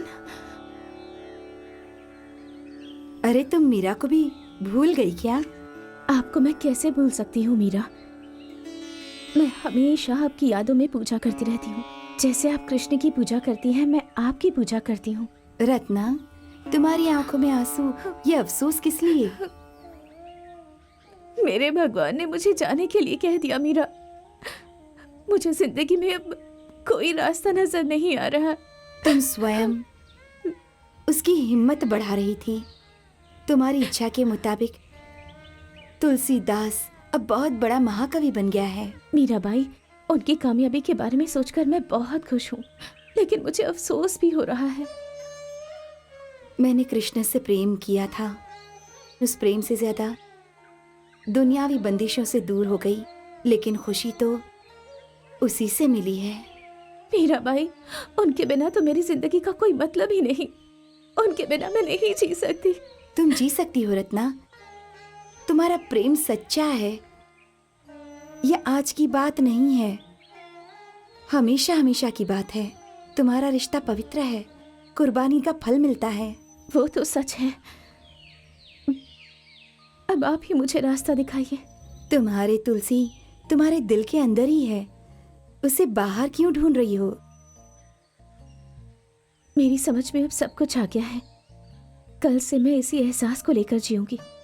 मेरे स्वामी हमेशा अब मेरे दिल में ही रहेंगे। अब से यही मेरी जिंदगी है। मीरा, मीरा, मीरा। महाराज के हुक्म के मुताबिक अभी हमें इस काव्य को पढ़कर जांच करनी है। पढ़कर क्या जांच करनी है? इस तुलसी रामायण को काशी नगर के समस्त विद्वानों ने, पंडितों ने, महाज्ञानियों ने जांच कर कहा है कि वाल्मीकि रामायण के समान कोई और रामायण नहीं है।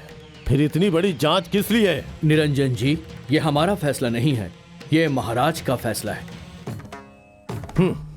आचार्य, इस तुलसी रामायण को नीचे रख दीजिए। इस वेद पुराण को नीचे रखकर तुलसी रामायण को ऊपर रखिए। ठीक है।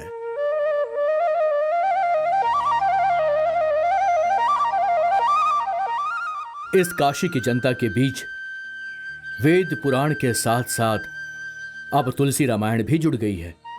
इस तरह की घटना परम महादेव की इच्छानुसार ही हुई है।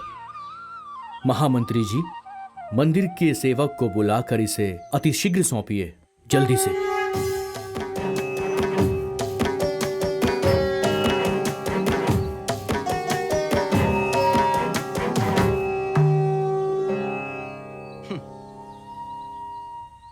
बिना इजाजत यदि किसी ने अंदर आने की कोशिश की तो उसे सजा मिलेगी।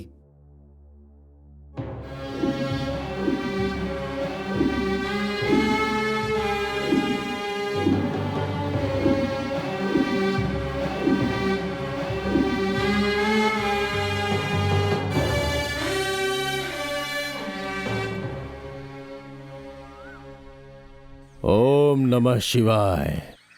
इस काशी नगर के महाराज शिवदत्त राजा को बधाई देते हैं। महासाध्वी महारानी इंदुमती देवी को भी, ये राजगुरु और काशी में रहने वाले हर आदमी को इस निरंजन दास का प्रणाम है। मुझे पूरा यकीन है इस तुलसीदास ने जो रामायण लिखी है वो वेद पुराण से बड़ी नहीं हो सकती। ये अब तक पता चल गया होगा। ये जांच बेकार है, लेकिन हमारे महाराज नेक दिल है। काशी क्षेत्र में आने वाले लोगों को आसरा देते हैं और उनकी सुरक्षा का भी ध्यान रखते हैं। भले ही उनमें कोई समझ ना हो, लेकिन उनकी सद्बुद्धि के लिए मैं प्रार्थना करता हूं। महाराज क्षमा कीजिए महाराज, यहाँ पर जांच हो रही है। अंदर महादेव है, नंदी भी है और नरेश्वर भी है।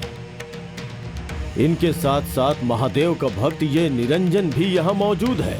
लेकिन वो कहाँ है जिसकी वजह से हम ये परीक्षा लेने के लिए मजबूर हो गए? वो तुलसीदास। तुलसीदास कहाँ है? कहाँ है?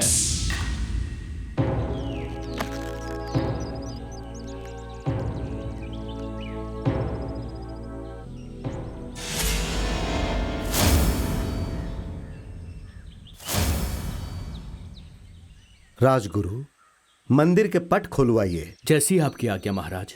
मंदिर के पट खोलो।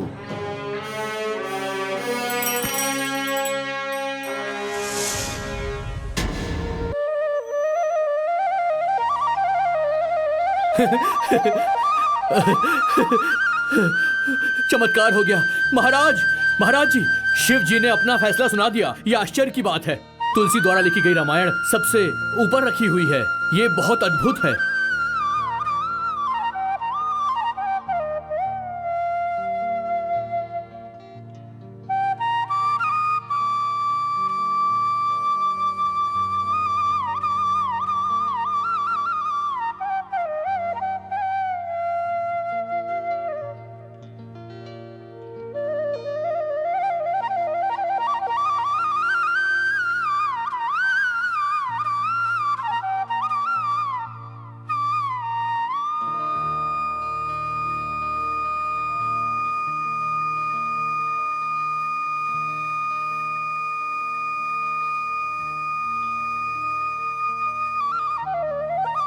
अरे रुकिए रुकिए रुकिए रुकिए, यहाँ पे असली वैद्य आया है। इनका हमें इलाज करने की जरूरत है। यहाँ मरीज भी नहीं रहेंगे और बीमारियां भी नहीं रहेंगी। लेकिन ये है कौन?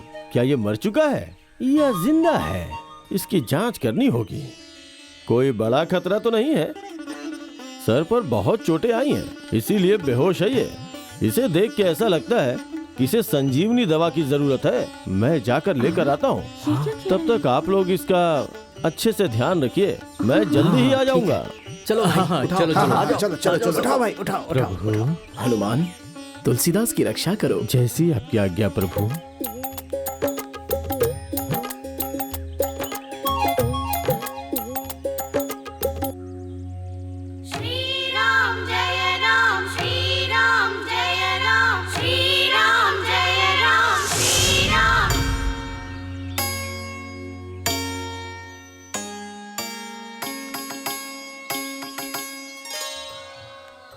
जय श्री राम। प्रभु आपको कोटि कोटि प्रणाम। आपकी वजह से इस इंसान की जान बच गई। लेकिन मुझे आपने क्यों बचाया? मेरे रामायण को गंगा में बहाने के लिए लेकर चले गए, इसलिए मैं भी गंगा में डूबकर मरना चाहता था। तुलसीदास जी, निरंजन जी के जो आप पर इल्जाम है, आपकी लिखी रामायण को गंगा में नहीं बहाया गया। वो विश्वनाथ मंदिर में जांच के लिए रखी है। जयम अपजयम, जननम मरणम, कीर्ति अपकीर्ति, ये सब भगवान के हाथ में है। ये तो रामचरित्र मानस में मेरी लिखी हुई पंक्ति है। आपको कैसे पता चला? मैं राम भक्त हूँ। जय श्री राम।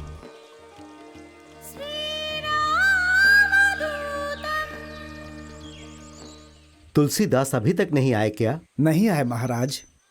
ये सब निरंजन दास के कारनामे से है। इन्होंने तुलसीदास से कहा कि उनके रामायण को गंगा में बहा देंगे। इस बात से दुखी होकर वो गंगा नदी में डूबने चले गए। निरंजन दास, तुमने इतनी गिरी हुई हरकत की। तुम काशी के पंडित हो, मैंने नहीं सोचा था कि तुम इतना नीचे गिर सकते हो। मुझे माफ कर दीजिए महाराज। नहीं निरंजन दास, तुम माफी के लायक बिल्कुल नहीं हो। तुमने एक पंडित की तरह नहीं, एक शैतान की तरह बर्ताव किया है। प्रणाम महाराज। तुलसीदास जी, हमें बहुत खुशी हो रही है। अद्भुत हनुमान चालीसा आप ही ने लिखा है ना? आपके दर्शन पाकर हमारा जीवन धन्य हो गया है। आइए महाकवि।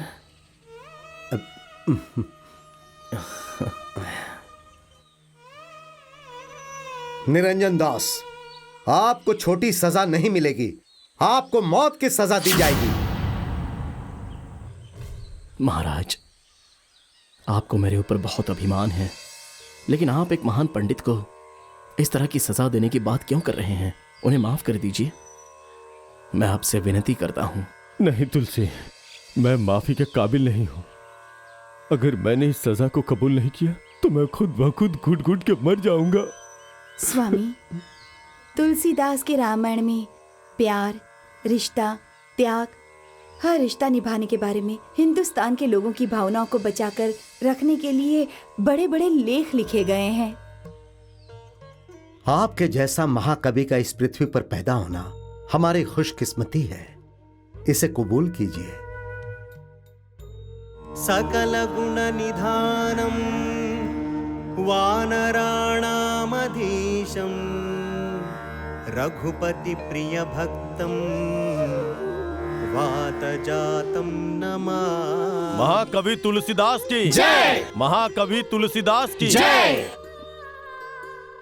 मैं हिंदुस्तान की जनता को, दुनिया को हमारे काशी विश्वनाथ की इजाजत लेकर और हनुमान जी के आशीर्वाद से, श्री रामचंद्र की कृपा से महाकवि तुलसीदास ने जो रामचरितमानस लिखा है उसे स्वीकार करते हैं। हर इंसान के दिल में हनुमान चालीसा हमेशा के लिए रहनी चाहिए। उनकी जिंदगी में खुशी हमेशा बरकरार रहनी चाहिए। जिनके भी घर में तुलसी रामायण है, उनके घर में हमेशा धन दौलत, ऐश्वर्य और लक्ष्मी जी सदा मौजूद रहेंगी। जो यह पढ़े हनुमान चालीसा होय सिद्धि साखी गौरी सा। तुलसीदास सदा हर चेरा की जय नाद हृदय महडेरा। जय हनुमान तनय संकट हरना मंगल मूर्ति रूप। जय हनुमान राम लखन सीता सहित हृदय बसहु